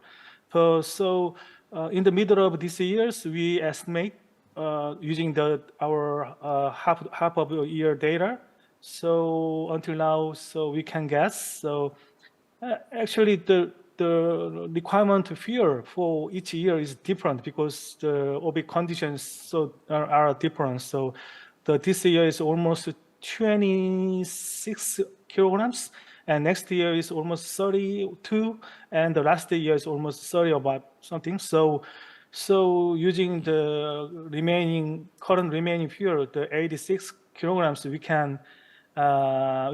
expect that we can extend our capital missions for 2 more years.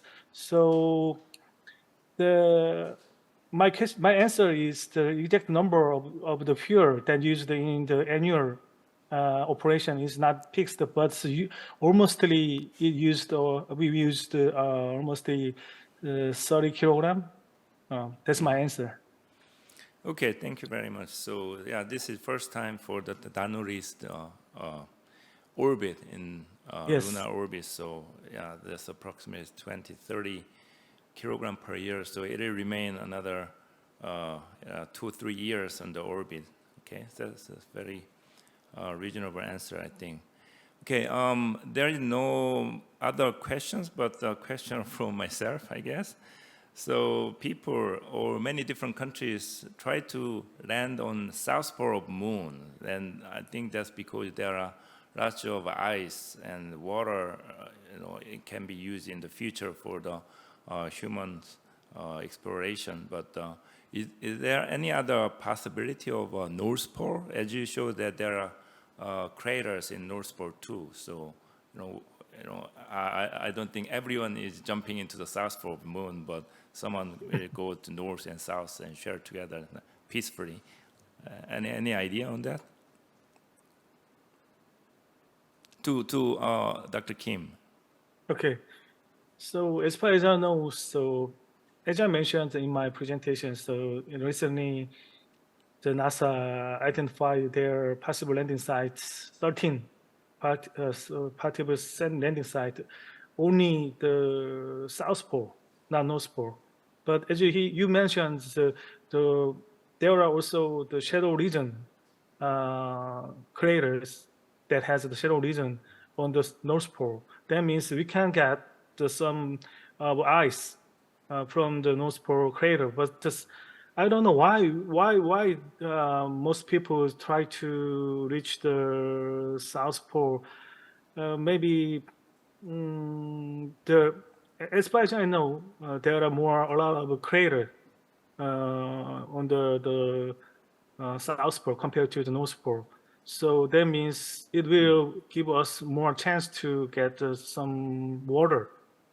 So that's the reason why we try to try to reach the South Pole first compared to the North Pole. So, and another thing is maybe spin axis, but I think this is not the true answer. It's just guess. Maybe the South Pole is more better to get the electric power from the sunlight. Maybe that is one of the reason why they choose the area to landing site.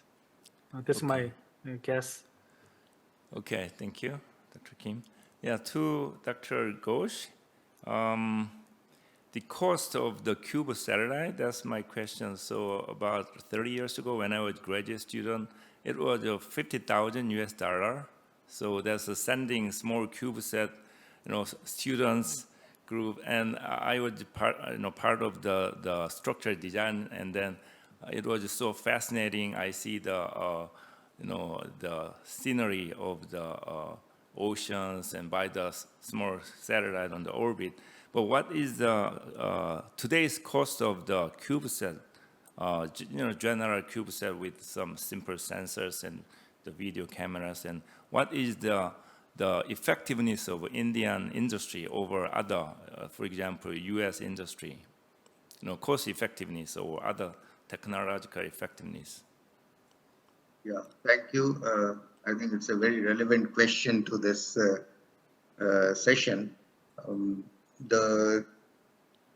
the student satellite project began, it took off in various ways where in India, the universities were not really in a position to fund everything that is needed for the CubeSat. So ISRO actually provided many of these material that they needed, but the present situation when it comes to a company, the cost of the satellite depends on what kind of payload that it is carrying. But if you leave out the payload, I think the cost would be much less than the $50,000 that you are talking about. Depending on the low end, like 1 to 30 kg kind of thing, I would say that it could be about 10,000 US dollars or even less than that. Okay, thank you very much. So we don't have any other question. I think this is wrap up for first two speakers. Thank you very much for your nice and very detailed information of the space programs, and then this detailed Danuris, the manufacturing, and then the orbiter activities and the Indian startup programs. Thank you again for Dr. Kim and Dr. Ghosh. Right, thank you. Okay, the next presenter from NAEK is Professor Hyo-Chung Pang. He's a professor at the Department of Aerospace Engineering. Oh, one more question? Oh, sorry. We just got one more question, so let's go back for a minute or so. So let me just, this is a question to Dr. Ghosh. Yeah, please, can you give some examples of application of AI, machine learning in satellite system? So, you showed some wording of AI, machine learning in satellite system, but please. Okay.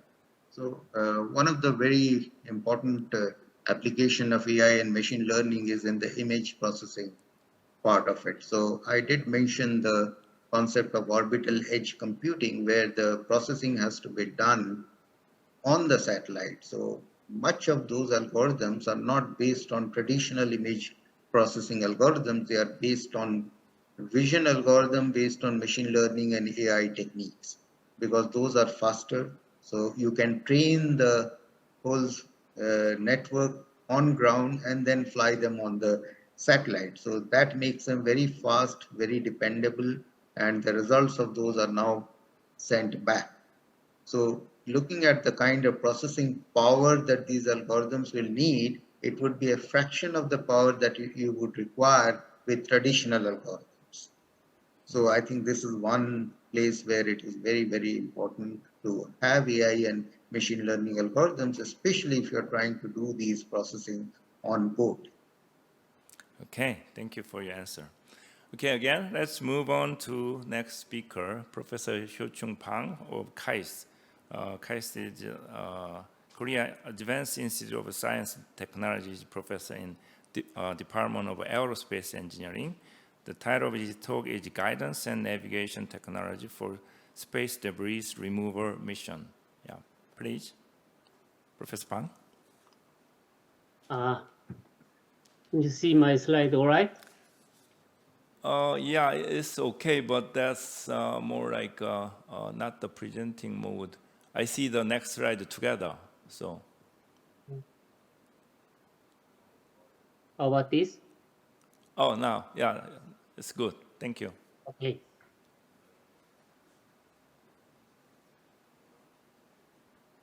Good afternoon and good morning, all the distinguished participants for the 6th INAE-NAEK workshop. It is my great privilege and honor to take this opportunity to participate in this very important event.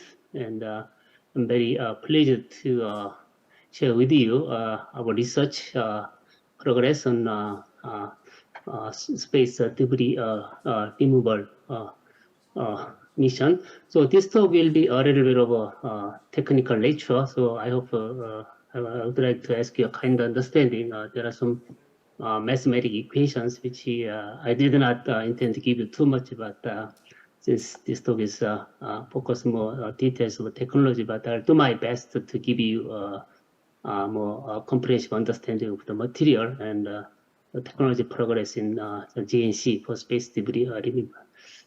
Okay, this chart shows you left-hand side is showing the number of satellites for last 6 years. As you can see, the number is increasing quite rapidly. And in recent years, you might be familiar with mega constellations such as Starlink and OneWeb, where they're planning to as many as 40,000 satellites, and the Starlink case, and there will be more. Even Chinese government recently announced 10,000 low Earth orbit satellite mega constellation. So we have no idea how many satellites will be and how crowded the space in the future, in the near future, next 10 or 10 years. It's a little bit scary in the sense that on the right-hand side we have and challenging, and we have really difficult issue in for space debris. On the right-hand side, that is the animation, the future, the space. So we have to. It is not just responsibility, and it is not case for just sparing nation, but it's all the issue for all humankind on space development. So there are some useful numbers. Now we have there's some according to statistics report, we have more than 30,000 pieces of debris larger than softball orbiting on the Earth. And these all debris, they are flying at the speed of orbit, which is as fast as 20,000, almost 30,000 kilometers per hour. It's a huge kinetic energy. And they are reported to be 500,000 pieces of debris in the size of marble or larger, than 1 centimeter. Even 100 million is a huge number of pieces of debris greater than 1 millimeter size, which we cannot even track by using a ground station facility. Even tiny paint flake can severely damage a spacecraft. So all these issues are really challenging, and as the number of satellites we launch is dramatically increasing, and this the issue, space debris issue is upcoming, and all our government, international organizations, they are working hard how to deal with this issue more efficient way. So this year, this chart shows you, how quickly the space object increased over the years since the Sputnik launch until 2020. As you can see, this the the violet shows you the debris, right? There is huge jump in 2006 and 2010. That is reported to be due to unintentional collision between Russian iridium and Russian cosmos and iridium. That was not intentional at all, but it took place in 2009, and this is the Penguin China tested ASAT anti-satellite system on orbit that created a huge number of space debris in orbit. And this all the debris, the density is really heavily populated within below 1,000 kilometer and 600 kilometers. So it is very, very populated, and most of the Leo constellation satellite, they are positioned between 600 and 1,000 kilometers. So we need to pay attention to that. So we have a Kessler syndrome for space debris.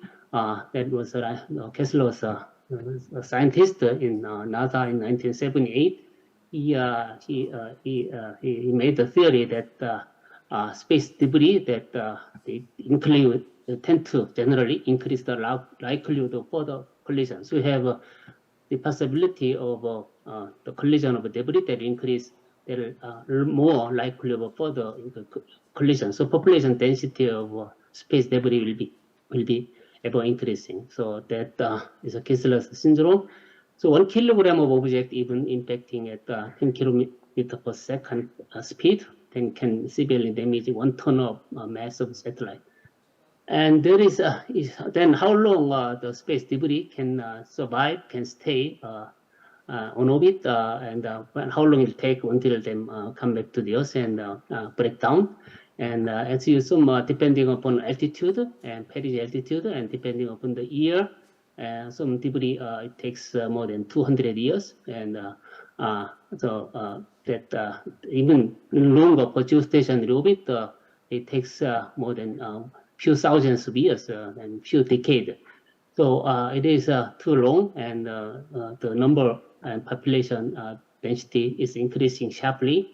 So how to manage all this debris issue is a big issue of all of us working on space development. So there is some recent work efforts for space. How can we actively remove? How can we clean up the space? So we have a new space debris removal startup all over over the world. So there are believed to be more than 100 startups over the world working on space. It's very promising. And on the right-hand side, it shows you the cartoon, how we can chase a spacecraft and capture the space debris and bring it back to Earth's atmosphere for re-entry, and so that we can actively remove those debris instead of waiting for natural decay. It takes a few decades, even more than 1,000 years. And we have recent progress in space robotics and guidance and navigation technology, which I personally believe is possible to send this mission satellite to capture space debris and remove by active manner. And there has been some recent example of real mission, such as Clear Space by ESA and remove debris by University of Surrey in collaboration with ESA and the Star Rocket. And there is also one startup company from Japan, Astroscale. They're all working on active space debris removal mission by using space robot technology and GNC technology. One very promising approach by removal debris mission, they tested as many as 4 different innovative technology on orbit to remove debris, such as net and vision navigation, and they used the harpoon to capture the debris and the drag sail also. So these things are really happening, and in the future we're expecting more advance in technology and with more success story for active space debris mission. And how can we execute this active space debris mission? Now let's a little bit focus on how this chaser satellite approach the target that is space debris, you can say that. So there are also called the relative motion between target and chaser. Both target and chaser, they are orbiting very fast. So chaser is slowly reducing relative speed and approach the target and capture the target. So we have a chaser here with a robot arm and camera sensor, and to capture the target and bring it back to Earth's atmosphere. And both target and chaser, they are very fast, more than 8 kilometers per second orbital speed, but we can reduce practically, we can reduce the relative speed equal to 0. We can do that with current technology, and we have many examples of spacecraft rendezvous and docking. For example, International Space Station and the Mir, and also we have a recent success in space robotic SpaceX, the Orbital Express, where they send one spacecraft, chaser spacecraft, and they exchange the battery and refuel the battery which for the satellite, which lifetime has been expired. So today I would like to a little bit now discuss with the navigation. Navigation is a technology that how you can figure out the relative position and velocity to approach the target. So we need this navigation information. We need guidance to follow this, to make this trajectory. We need a control that is controlling the body axis to the point robot arm and camera here, the vision camera, and all these three things they are put together for the space stability mission. So I'd like to introduce our this is work done by one of our lab members, the Hae-Yoon Han, who is she is a master student, and she is a co-author of this my presentation. So I would like to first share with you relative navigation technology using image sensors for space debris mission. So this is a recent video from YouTube. One is Clear Space, and you see that this mission satellite will approach the debris and capture the debris. And this activity debris removal, this is animation, not real video. And also we have on-orbit servicing, where your mission, the service satellite, approaching your target satellite, and it is doing service for replacing battery and fuel, refueling the satellite.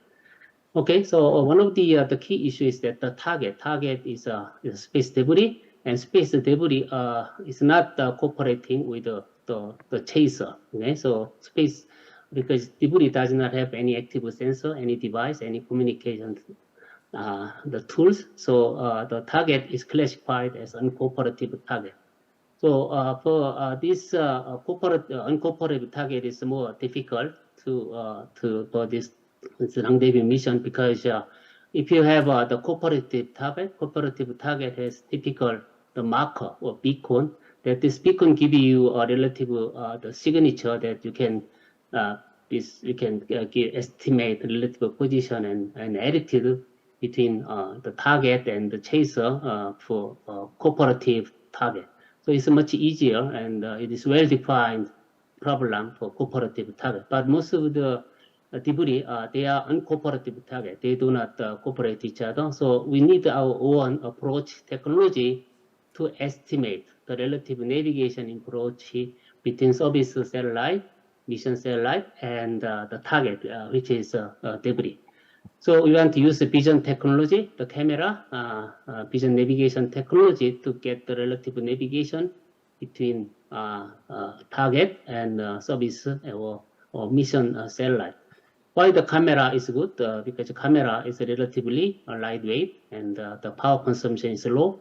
And nowadays you have a very fast vision process that is can be used for space mission also. So you want to use monocular single camera to capture to get relative navigation information with respect for uncooperative target, which is space debris. Okay? That's the idea. So how can we make it happen? Well, we have a service satellite here. We have a target and we have a camera. So I want to take image of the target, and I want to get initial pose, okay, initial pose between the target, which is debris, and one satellite. And once I get the initial pose estimation, which is very critical information for final guidance and final approach phase. So this initial information is very critical because we have no idea for uncooperative target what is the relative navigation information between target and the service satellite. So we have this initial information, then we can successively, continuously the track the pose between mission satellite, service satellite, and the debris, so that we can have a guidance command by firing thruster, by firing other actuator device. We can gradually approach the target and finally capture the target. So this pose estimation and relative navigation is very critical element and very important first stage of the mission. So a little bit about mathematics, which I don't want to explain the details, and just the concept. We have the target, and we have a service chaser spacecraft. So we are interested in the relative motion, not the absolute motion, because we want to make the relative position and velocity between debris and our chaser to 0 for final docking and the capture maneuver. So in order to do that, we need to understand the gravity and the orbital mission. That is something very the important element, how they are flying, what is the relative motion, what kind of force, what is the inertial force, and what is the gravity interaction between inertial force and the gravitational force. They are all a relative motion between target and chaser service, and relative rotational dynamic between target and the chaser service. It can be described in mathematics like that, which are readily available in any the technical report and textbook. So how can you get the relative pose information? So we are using camera, vision camera here. We take the target, the debris information. So this debris is three-dimensional thing, okay? Three-dimensional thing. So we take all the feature point of three-dimensional, the world, the coordinate of the target and the two-dimensional point, and then there is a mathematical relationship, relative pose between your chaser satellite or service satellite and target by taking three-dimensional information into two-dimensional image plane. So the mathematics. So physically, intuitively, you can understand that how this three-dimensional the debris, the feature can be mapped into two-dimensional camera in mathematics. That is rotational and translational between two objects. It is called the PNP problem in vision processing in robotics. It is a well-established approach, and you can get open source code here. So you can just take advantage of the vision technology in robotics. Okay, so if you look at the debris here, right? So how can you get the initial idea, information, the clue for relative attitude? You take only defect point, right? If you look at this plane area, you don't have any information, but if you look at this corner point, right, we call it the defect. So you can get a defect information, and by taking this information, defect information, we take a multiple point, and then all these points between the configuration, the unique characteristic of debris and model can be used for vision processing, and then two-dimensional plane image processing. They provide us this initial pose by taking image, and we have an intermediate pose estimation, we have a precise and pose selection and initial pose estimation. All these 5-step approach have been developed by our research group, and we verify that. So the final goal is to get the image processing, and we have initial pose between debris and the chaser satellite. So we compared this, our algorithm, we called it the convexity defect-based CD algorithm. This is our own algorithm, and then we compared with other conventional algorithm, LANSEC or CDA. We also made a simplified version of CDA, and we did a simulation.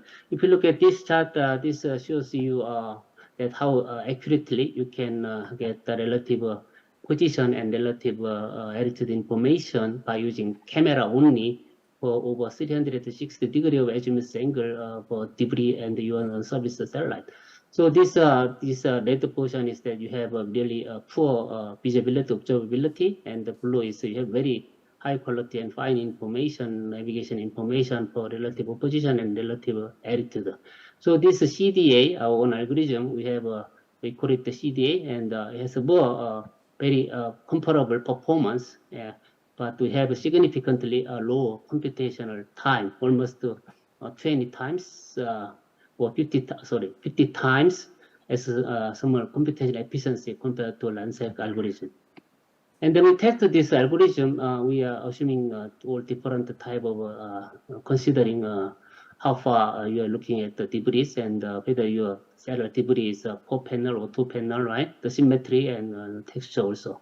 All these different type of debris, and we are checking the performance of our algorithm for relative pose and relative position information. So we are changing relative distance, case 1, and the shape, symmetric. In this case, you're losing a lot of visibility for if you have, because you don't have any uniqueness in the feature. They are all symmetric. You're losing very, distinct feature in this case.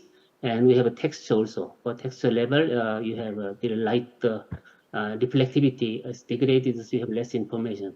So all these things between this relative position and how far your target, right? So if you have a target, you are losing a lot of information because you can only look at approach the panel only, so you can see all the red. So it's a very poor performance.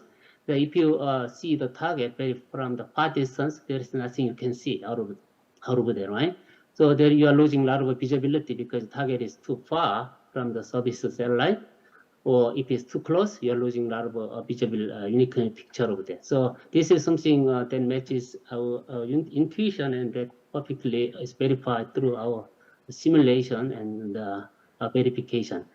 And also this 4-panel performance is not as good as 2-panel. 2-panel is asymmetric, so you can see easily the debris can be identified, but 4-panel is symmetric, so we don't have any idea the left and right, right? So you can see this outlier ratio for if you go to a 4-panel and significantly degraded.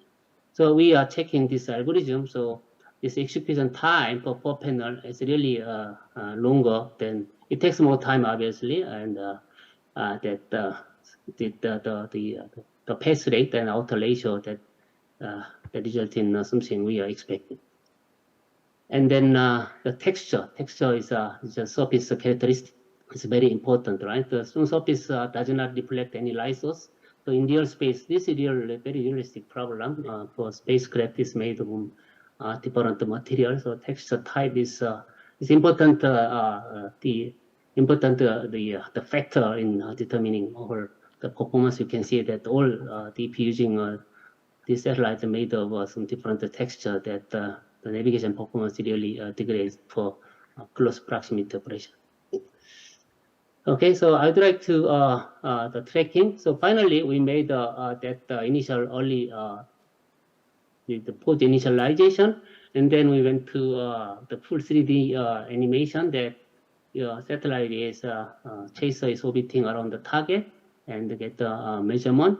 And you can see that how this the debris target and get the it takes image of the picture point and then get the pose estimation, and the performance has been something we verified the simulation already.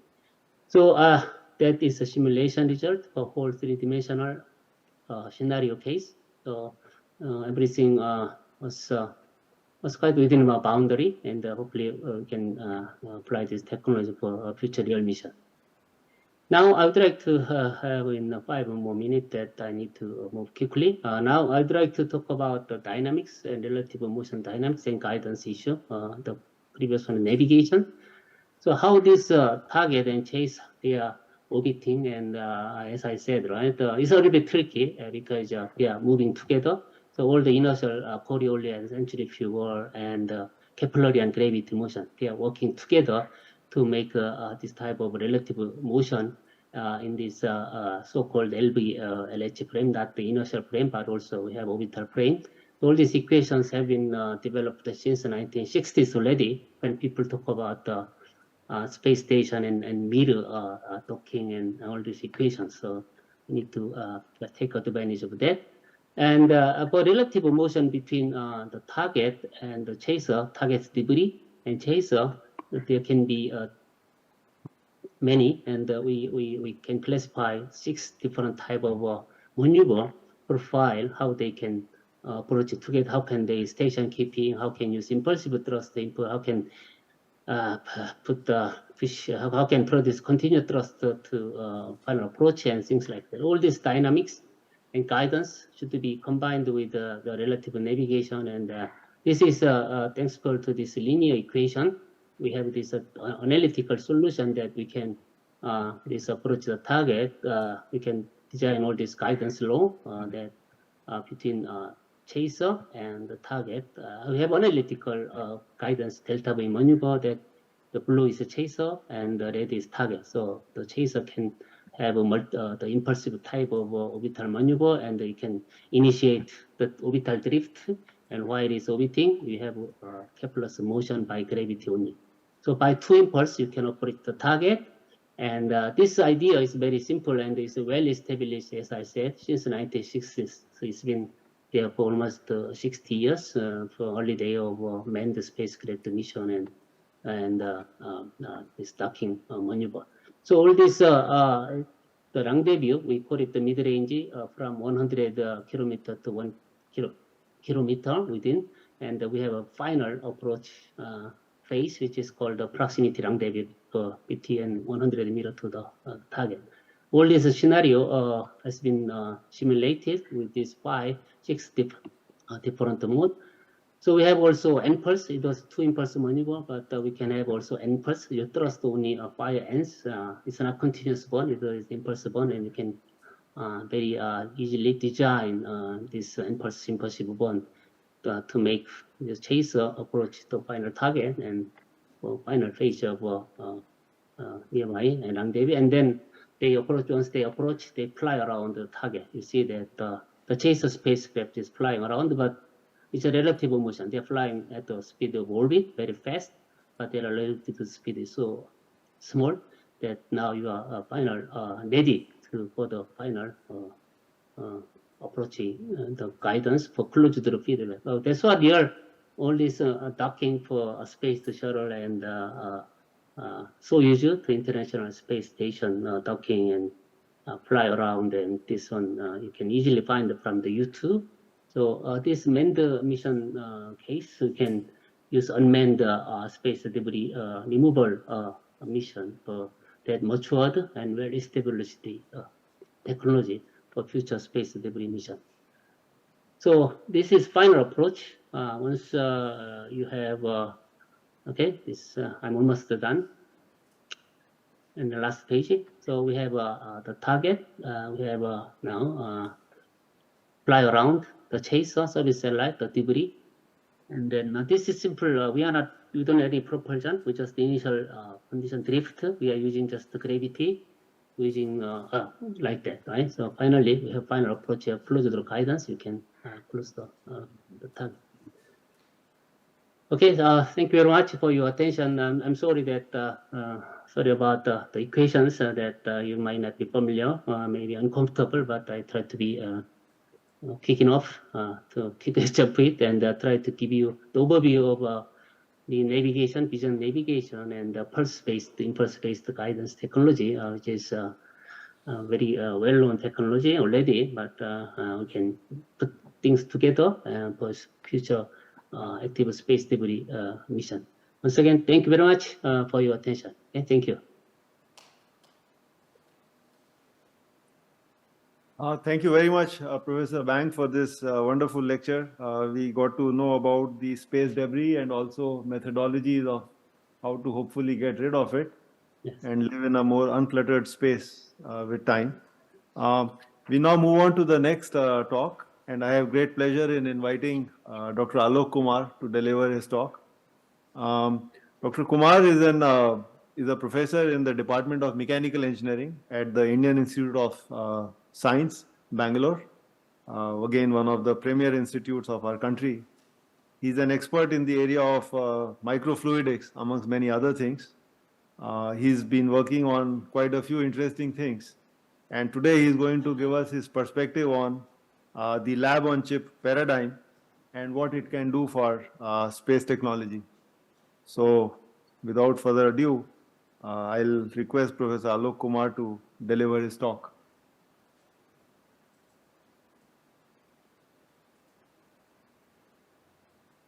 He's just taking a minute to get the slides are up. Thank you.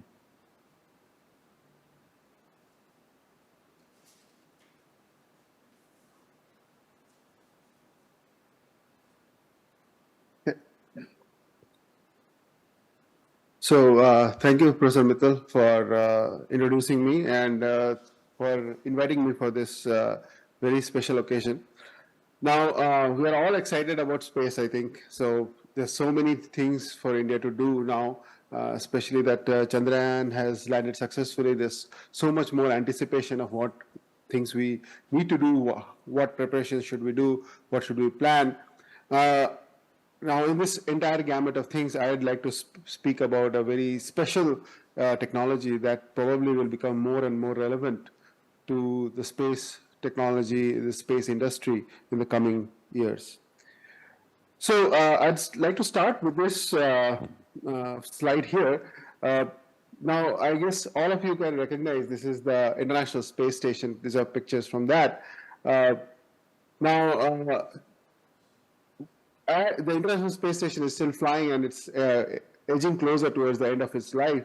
As it edges closer, we are also entering a new phase of space age, which many people have referred to as the Space Age 2. Space Age 2 differs from the Space Age 1 in the sense that there's going to be a lot of private participation in space technology, and that's going to be becoming more and more important in the days to come. Along with private participation, one of the things that we anticipate will happen in Space Age 2 is maybe the advent of human colonies on some of these distant places, the Moon and the Mars. The Mars, obviously, there's a lot of anticipation of that. Moon, I guess you've already heard of the Artemis program. This is already planned, at least by the USA. But as we look at this transition, and we look into the future of human colonization, we should look back at this amazing experiment. I mean, in space there's been so many things, but probably what catches everybody's attention is the landing on the Moon and Neil Armstrong and maybe Chandrayaan missions.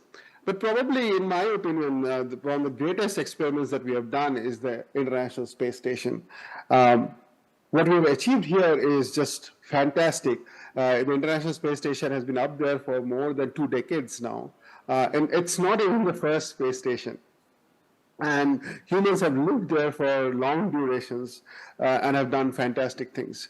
I'm obviously not going to speak about everything, but what comes to my interest is our biological experiments in space. You probably recognize this first photograph. This is Scott Kelly, and he himself has been an experiment. If you have read about the NASA twin experiment, he's one of the twin brothers who's been to space. His other brother was on Earth, while data was taken from both of them for a very, very long time to see what exposure to space does. So the human going into space obviously presents itself as a significant complexity in missions. The other thing that we have to do with humans are experiments in space. You might have astronauts who need diagnostics in space. You might have astronauts who need to perform different experiments. You might have to see if the exposure is significant enough, or you might have to do a drug delivery over there. So those things are also going to become important. This, by the way, is again an image from the International Space Station, and it shows here where you can do different experiments. Now, on the International Space Station, we actually have microscopes. We even have a location to do biological experiments, and this is going to become very, very important. By the way, I'm audible there, right? Because here it is it's muted, so that's not a problem. It's all, oh, yeah, thanks. Just confirming. Okay. So biological experiments and biomanufacturing in space are going to become very, very important. They're going to probably become some of the emerging technologies.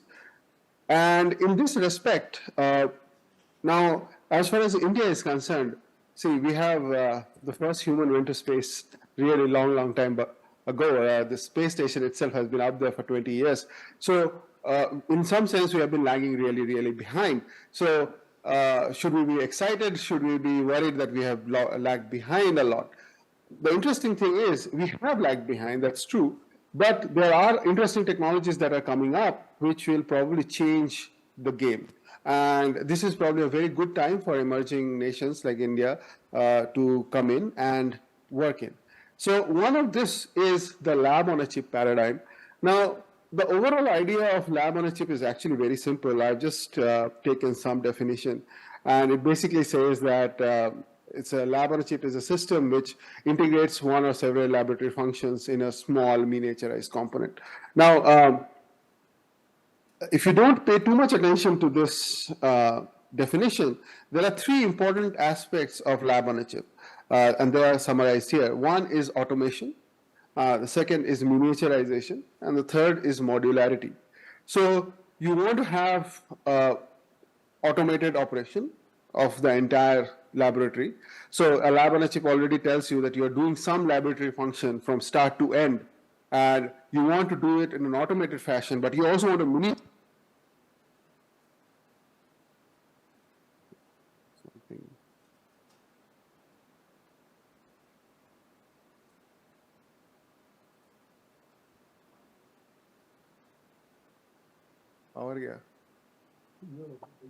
I can continue? Okay. You're good. I'm good. Okay. So, automation, miniaturization, and modularity. Now, automation by itself is a very complicated task, but what you want to do is achieve it end to end. Miniaturization, because this particular photograph that I'm showing you here, this is actually by one of my friends taken at when I was a graduate student. Shows a complicated lab on a chip that he had built. And you can see this is a microscope lens right here. So you can see how it's small. So the typical lab on a chip device is like a credit card or something bigger, small, and maybe even smaller at times.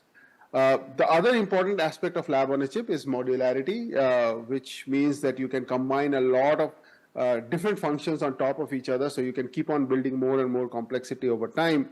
And it also allows you to do multiple experiments over time in that. So,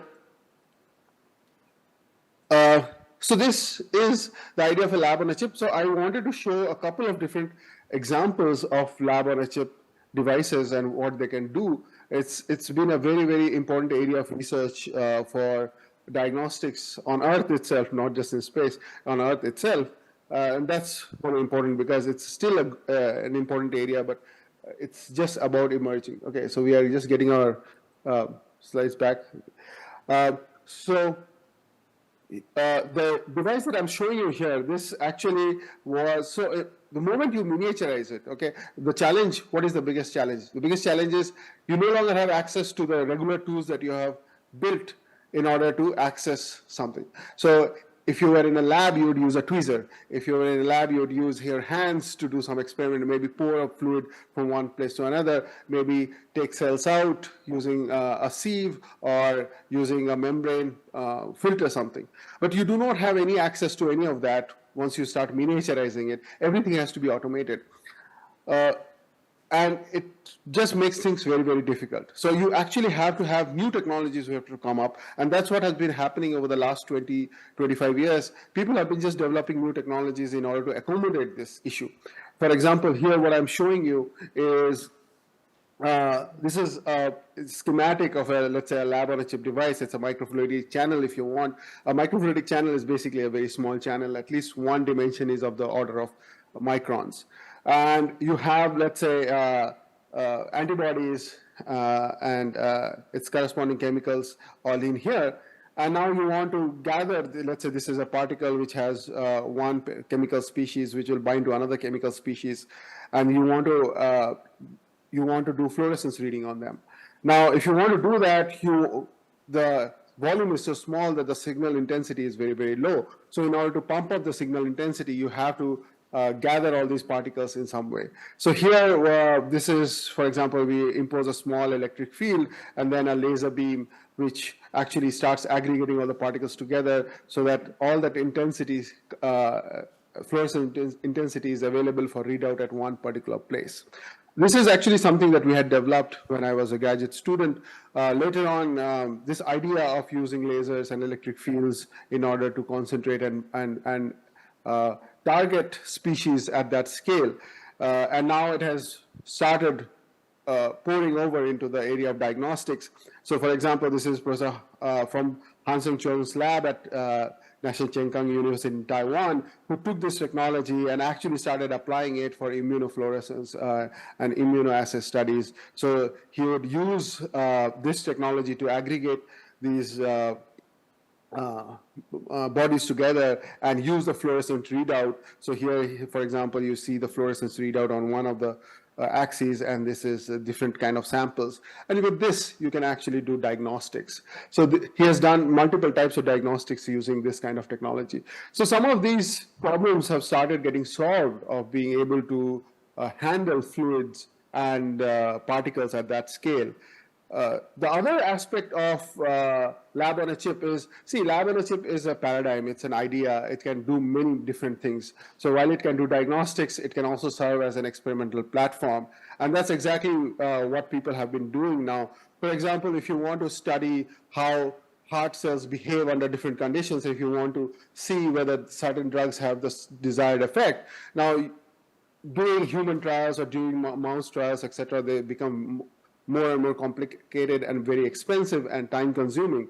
But what if you could make a small device in which you could put your heart cells and then replicate them and give them the condition that they do experience at the microscale? Because cells, they are microscale in nature. So the environment that they are subjected to is usually often microscale. So the fluid arteries, etc., that are reaching them, the fluid capillaries that are reaching them, they are small. So if you could do that using microfluidics, you could make different chambers, integrate them, make many different experiments in parallel, because now it is miniaturized. You could do hundreds of experiments in a very, very small channel. And then if you could create these different organs, replicates of these different organs. You are not obviously trying to replicate the entire organ, but you could target certain important areas of the organs and you could replicate them on a chip. Then what you could do is you could target with certain drugs and see whether the cells are responding in the way you are. So this idea has now given rise to organ on a chip paradigm, and it's becoming a very, very important platform in medicine to test the effect of different conditions. So this image is taken from this particular paper. It's a recent Nature Reviews Materials paper, I think 2018. So again, lab on a chip is a paradigm. It has many different effects. The whole idea, again, is to miniaturize experiments done in the lab in a small scale, automate it, make it modular. Automation is very difficult. Okay, it's even in the lab when we do experiments, it's not easy. We usually have people doing experiments by themselves. Miniaturization, there's a whole set of technologies that are developing, and they're sort of now reaching a mature level now. So you can use some of the technologies there. And modularity. Modularity, I think, is one of the important automatic, it just comes with the idea. You can now start doing more and more complicated things on top of each other in such a system. So lab on a chip has been an important area of research by itself in the area of diagnostics, in the area of medicine for Earth. But it has some of the important features that makes it very good or very noteworthy for space applications, which are again the 3 points that I said: automated, modular, and miniaturized. So people should be trying for this, right? And yes, they have been. I mean, they have experiments have started where For example, this is from a very extended table that we recently made of some of the experiments people have been trying in the last 15, 20 years. And you can see on the top, there is an experiment that is 2026, so this is planned. There's another experiment, BioSentinel 2023, that is actually feeding into this. The BioSentinel program is actually a bit older, and it has recently been revived with the Artemis program for other things. There are other experiments that have been flying for some time now, but it's not a whole lot. Okay, people have just started experimenting with it. And again, the lab on a chip paradigm is going to revolutionize biological experimentation. And the whole idea is it's small. Yes, so you make a small, so this is, for example, satellite, CAN satellite, which is just a small box in which there are so many different channels. I want to take two very specific examples and showcase what people have been doing in space. This is the first experiment that I could find. If anybody can point out any prior experiment, I'd be happy to take that into account. But this is GeneSat-1. It was developed by the United States, NASA, and probably the first biological nanosite that was launched sometime in 2006. The experiment was actually quite simple. They had a bacteria and they had a fluorescence readout. So they had fluorescence optics built into this, and you have all the pumps, valves, all at one place, and the entire reading is being done at another place. And what you get is a fluorescence reading versus time, and that gives you an important biological indicator. This is a rather simple sensor. You can, obviously the idea is to, later on, you can start incorporating more and more complex systems on board and more complex sensors.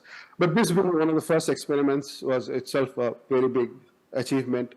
One of the current ones that they are doing is the BioSentinel program, where they're going east in a small card-like device to study the effect of outer space on microorganisms. And this is integrated. This is one entire chip, and this is one entire experiment. And now you can see how small these are, and you can now start stacking them up together into much, much bigger experiments. So this was the BioSentinel program, and now it has, I think, going to play an important part in the Artemis experiments as well. Now, how easy is it to make these payloads? Not easy at all. Not easy at all. And they're very, very difficult. And I will share with you quickly my personal journey in making one of the payloads. The reason is it's non-standard. Handling electronics has been now standardized in the space industry, but handling fluidics reusably and for long times, along with biological samples, is not easy. So we got interested in this because we were interested in a particular bacteria. So this is a bacteria, a very interesting bacteria, by the way. It's called Sporosarcina pasteurii. When you provide it urea and some of the other conditions, what it starts doing is it starts breaking up urea into carbonic acid and ammonium, and a soluble ammonium salt. So then if you have calcium in the environment, then the calcium comes together with the carbonate and starts forming calcium carbonate. This is a bacteria that actually lives in the soil, and so this is the particular pathway it takes. So it takes urea, it breaks it up, and it makes it NH4 plus, and the calcium which you provide binds with the CO3 and makes it calcium carbonate. So this becomes the insoluble calcium carbonate. Now, there are many other pathways that are possible, but this particular is an aerobic bacteria, aerobic pathway, very, very interesting. And we were very much interested in this specifically because when we use lunar soil simulant with a bacteria, with cementation solution, I'm not going into the details of the cementation solution here because it's a short talk, that's an entire talk by itself. You can actually combine this and make it into a brick-like structure, which we call space bricks. So this brick was hard enough, almost 4 megapascals yield strength, compressive strength, and you could even machine it on a lathe. So you can see this is a nice little cylinder because we actually machined it. So this bacteria was of interest to us, and we wanted to understand what happens in space and how to do this in space. But obviously, we had to get started with something very, very simple. So we said, okay, why don't we just try to see whether grow these bacteria in a microgravity condition and see what happens. So we started designing our lab on a chip device. We actually started with microfluidics because that's what I did during when I was a graduate student. And it was very difficult. It was very difficult to do those experiments, difficult to find parts, difficult to make the valves, difficult in many ways to fully automate. We switched to a slightly higher configuration. We went to mini-fluidic scale. So instead of the micro scale, we went to the mini-fluidic scale. That came with its own advantages. And we designed this small chamber where we grow the bacteria. And you have an LED. So this is a particular sensor combination. So you have an LED and you have a photodiode here. And you can measure the optical density in this region by shining this LED. So we made this small device, and you can see how small this is. There's a 5 rupee coin here. There are 3 wells in here. This is the LED, and there's a photodiode that you cannot see. There is a well for the bacteria to grow, and this we called Manas, which is Sanskrit for imagination. And this was our first device. But as you can see, this entire device was not automated. And this was being done at the lab, and we faced a lot of different problems, including design issues, including leaks, including the problem that as the bacteria grows over time, we got nice OD curves, but as the bacteria grows over time, there is in natural lab experiments, there's always oxygen that is there. But here, the devices have to be totally full. I mean, you have to fill it so that there's no air bubbles. So it actually loses out on oxygen at some point, and you start to see oxygen deficiency issues that start to come up. So these are not easy problems to solve, but we still were able to conceive this modular first design, the cassette itself. And this got published in Acta Astronautica in 2021. But still, it was nowhere close to an automated system. We are still doing everything by hand, but at least we had a system that we could put into place. So then we went to Manas 2.0, which was a slightly more higher version of this. So we have, again, 3 chambers here. We had to figure out which fittings to use.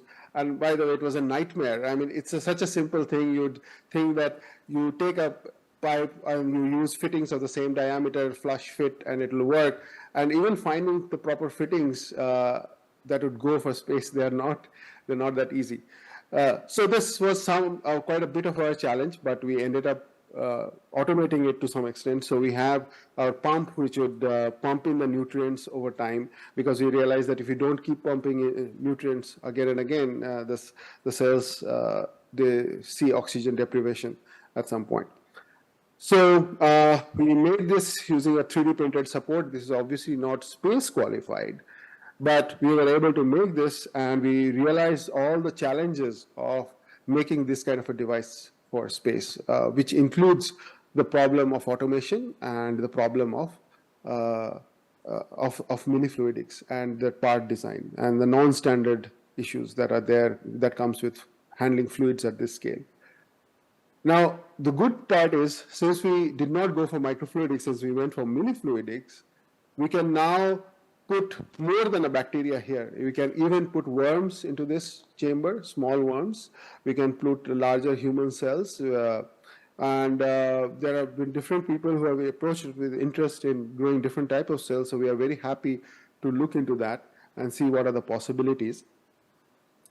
And once we are able to do this, there's a long pathway between Manas 2.0 and Manas 3.0. But now you see this is a more complete system. We have gone for a tray type of design. I'm not going to disclose everything of the design because we have not published this yet, but hopefully we'll go in one of the Gaganyaan missions with this. But what we have now is a complete system which is fully automated. Experiments happen here. There are 4 chambers.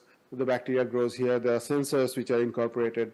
And then the data gets stored in the system itself.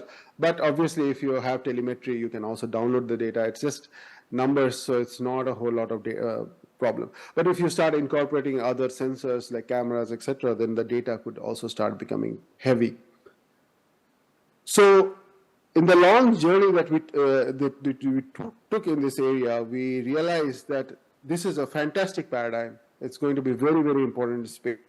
It can be used in a number of different applications such as diagnostics, medicine, etc., for which the Manas hopefully will become a building block, because this has been like almost 2018 is when we started with this, and we are hopefully close to the finish line, at least with the first prototype.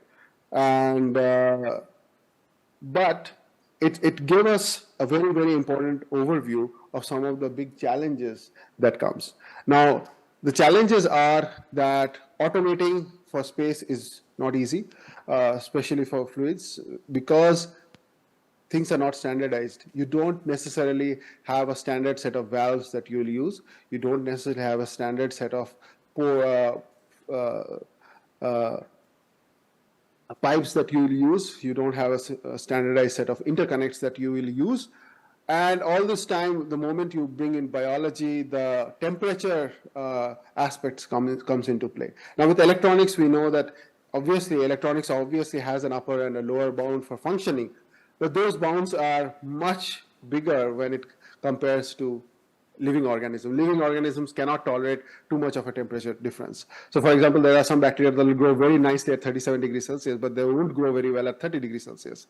But electronics will work very well from, let's say, minus 10 degrees Celsius to 40 degrees, 50 degrees Celsius. So the band of temperature that electronics can survive is far bigger than the band for biological organisms. So that also is a challenge. So there are multiple challenges here. But overall, we have learned quite an important lesson. And again, just to summarize all the challenges, the control of fluids, the continuous movement in these small confined places is not trivial. As you want to make it more and more complicated with more and more design issues, that becomes even more challenging. Complete automation is a challenge, and again, this increases very, very fast depending on what you want to do. Standardization is lacking, and for we need a lot more special microgravity simulator than we have done, at least for our sake. We need to make random positioning machines and do lab scale experiments, more and more experiments on Earth before we are very, very confident for space. But the good part is, these are the challenges, but the good part is this is a very new area for space technology. And at least for India, which has been lagging behind in the biological aspects for so long, this is like the cell phone moment. And when we had regular phones, our infrastructure, technology infrastructure was so much behind than many of the countries. But then came the cell phone moment. And as the world shifted to cell phones, we built our infrastructure at more or less the same time. And today our cell phone infrastructure is excellent, right? I mean, it can be compared to everybody else. So this is an area for which is open for innovation. Maybe India and Korea can work together and develop some of these. I know that in Korea there are many colleagues who are fantastic experts in the area of lab on a chip. So this is maybe an area where we can come together. And there are many more things that, obviously this is going to be a restricted 30-minute talk, so I don't want to talk about it. But it has its own applications for making space paradigm also. So with that, I think I'm just going to end my talk. So thank you very much for listening.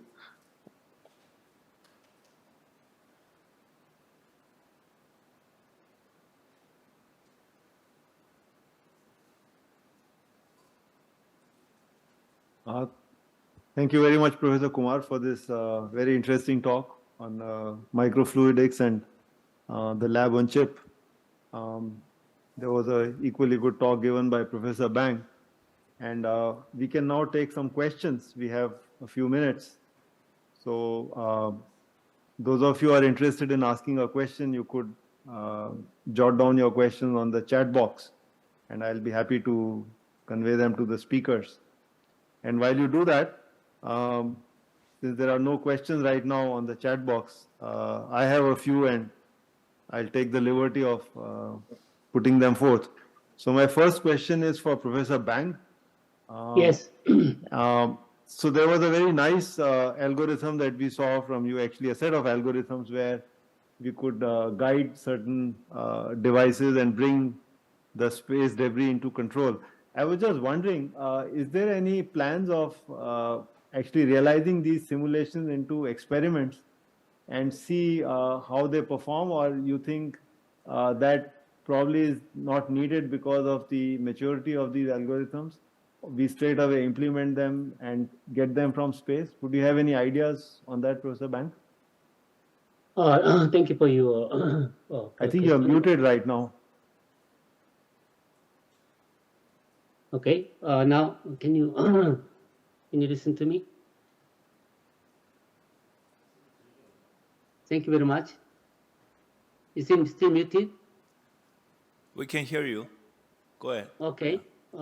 Thank you, Professor Sanjay, for your the question. And actually, as I said, that is, I think the technology maturity level is high enough to implement any experimental mission already. And it's a matter of a budget and a matter of this how much technology they are expecting anyone.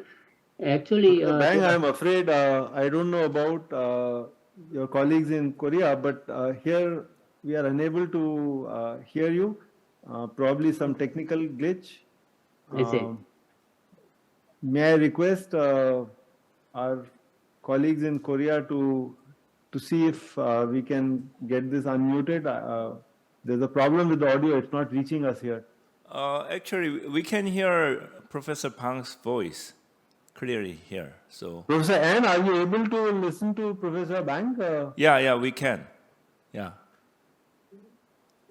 Yeah, I can hear you both Indian delegate and So the problem is at our end? yeah. Okay. Yeah. It's okay. I can Maybe then what I can do is I can unmute my computer. I can hear you. I can hear Professor Bang. Oh, thank you. Professor Bang, can you say something because I muted? Yeah. Okay, can you hear me right now? Can you hear me? Yeah. Okay, can you hear me right now? Yes, I can. Thank you. Okay, Yeah. you can hear me now? Yeah, they can hear you. So please go ahead, Professor Pang. Okay, thank you, Professor. They can hear you. Please go ahead. The questions actually. Thank you, Professor. They can hear you. Yeah, I have some technical problem for howling.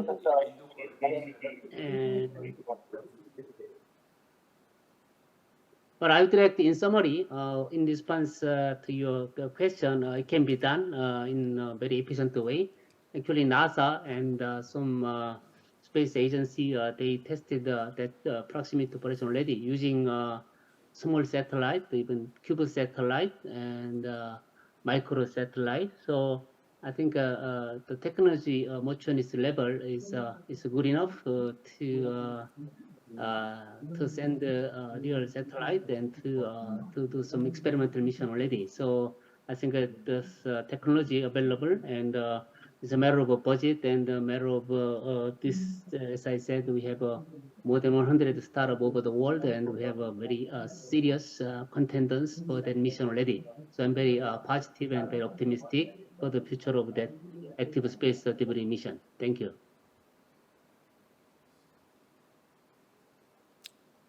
Okay, thank you for your answer. Yeah. Thank you, Professor. Yeah. So Professor Sanjay Mitter, you have other question to other speaker? It on my computer, although there's some problem with the audio centrally. Apologies about that. Yeah, thank you very much for your answer. I have also a question for Professor Alok. Professor Kumar, would you be able to, you did mention about this that, this microfluidics is of course a big challenge, but coupled with microgravity, what are the additional challenges? So how does microgravity make these things more challenging? Could you tell us a little bit more?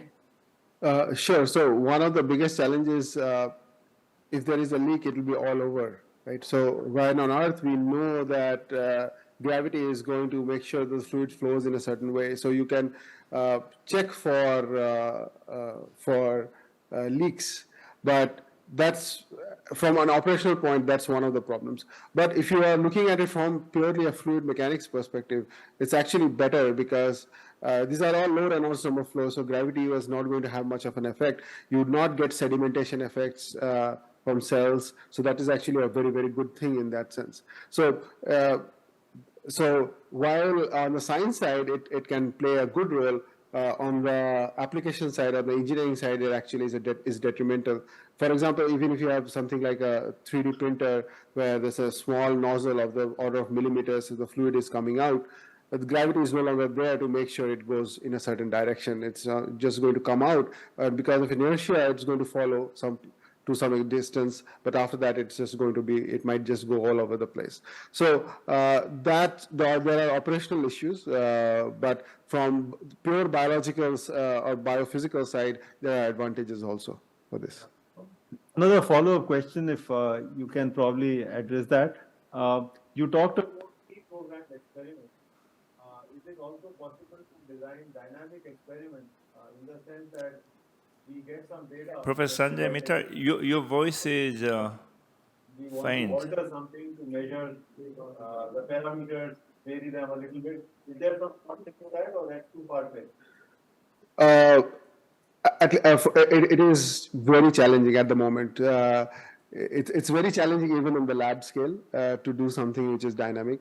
It will be far more challenging in space. So I'm sure it has to be done at some point. For example, if you're looking into medicine or make in space type of thing, you'd want to be able to control space, the parameters, and change them as per the requirement, or as if something changes. But right now, it's still a work in progress. Thank you very much.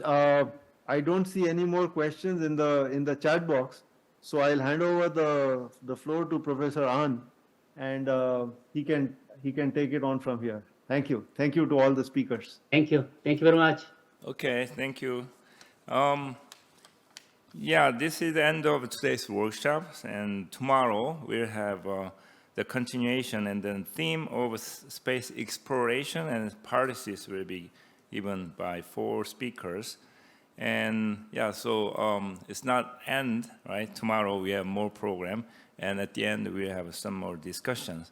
So thank you for joining us, all the speakers and Professor Sanjay Mitra, and see you tomorrow. Okay, thank you. Bye. Okay, that's it. Thank you.